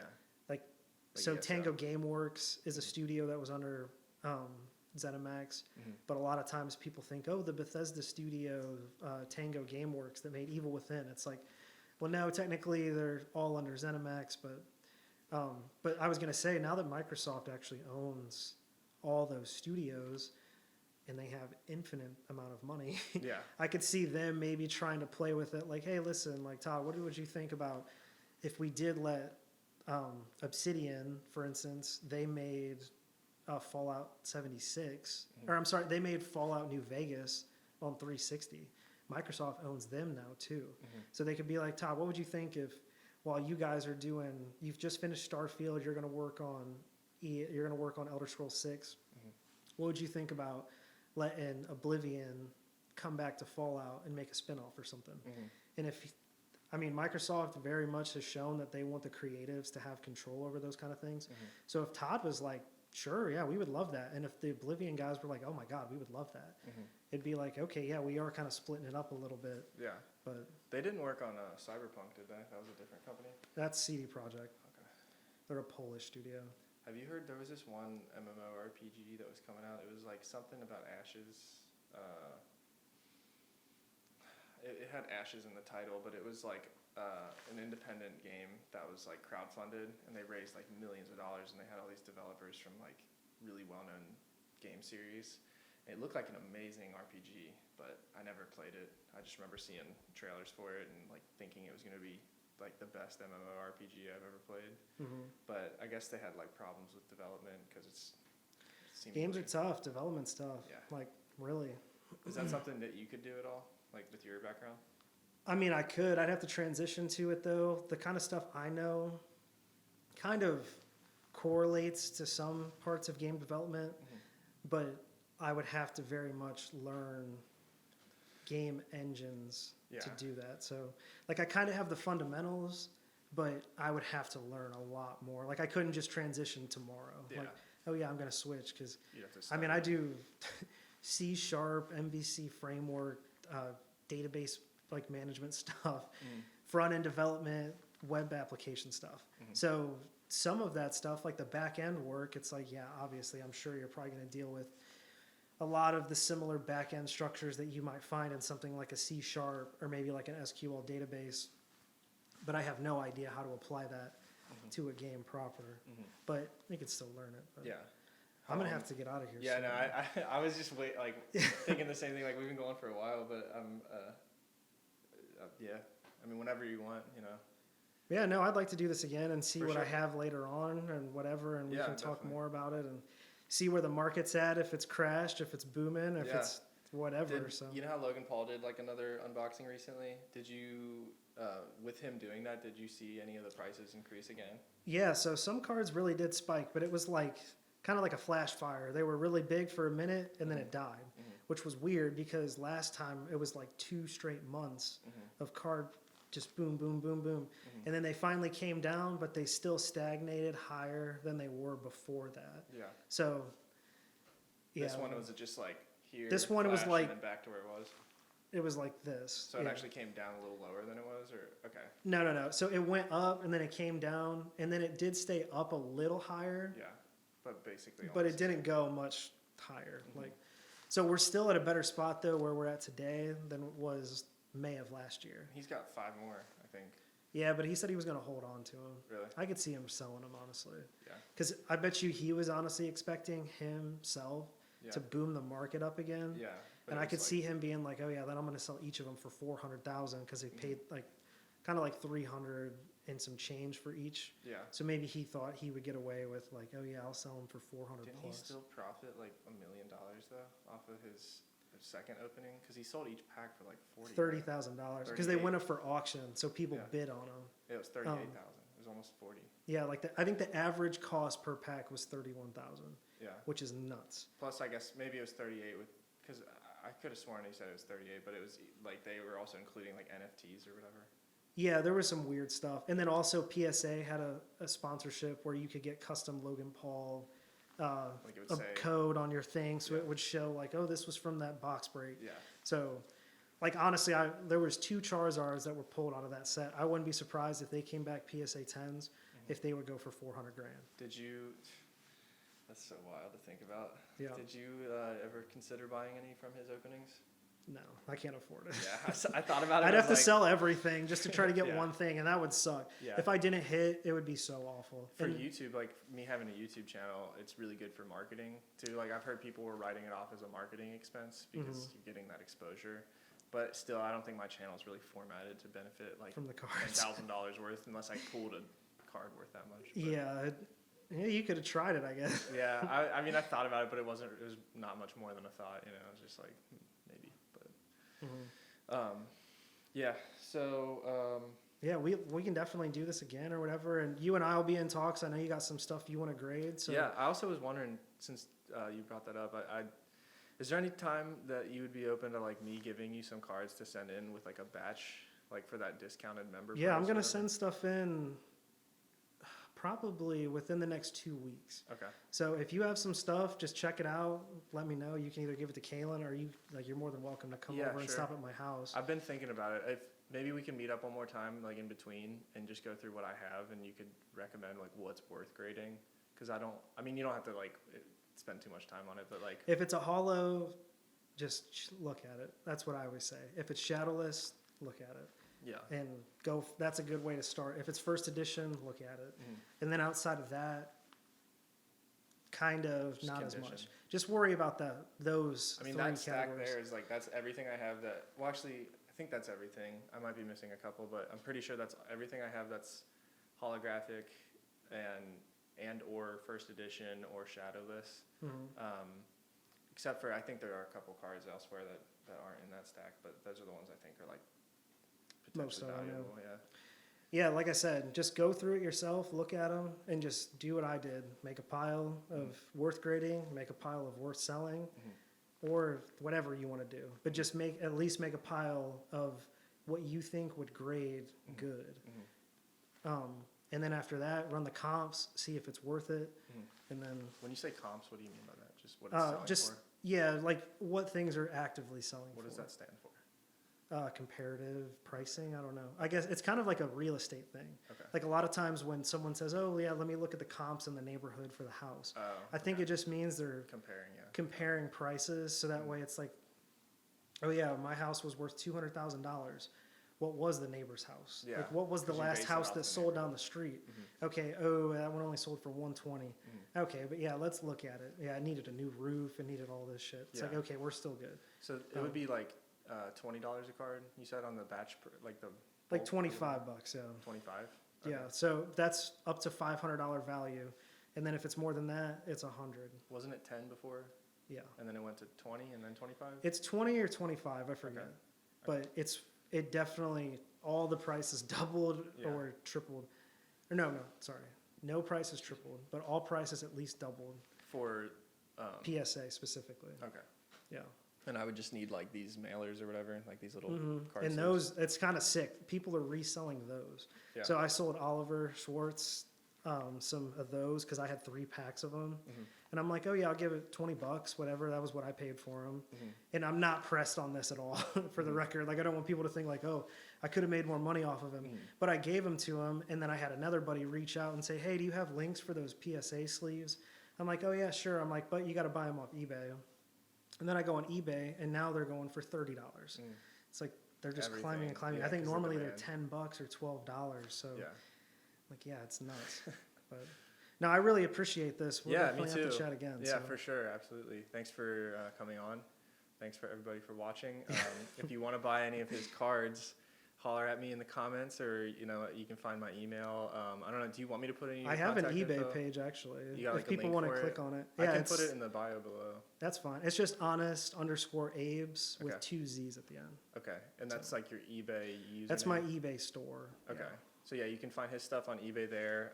You can also contact me if you want, and I can put you guys in touch. Thank you for watching. Like and subscribe, and we'll see you guys on the next one. Yep. Take care, guys. Thanks for joining, man. It's fun. I have to piss so bad.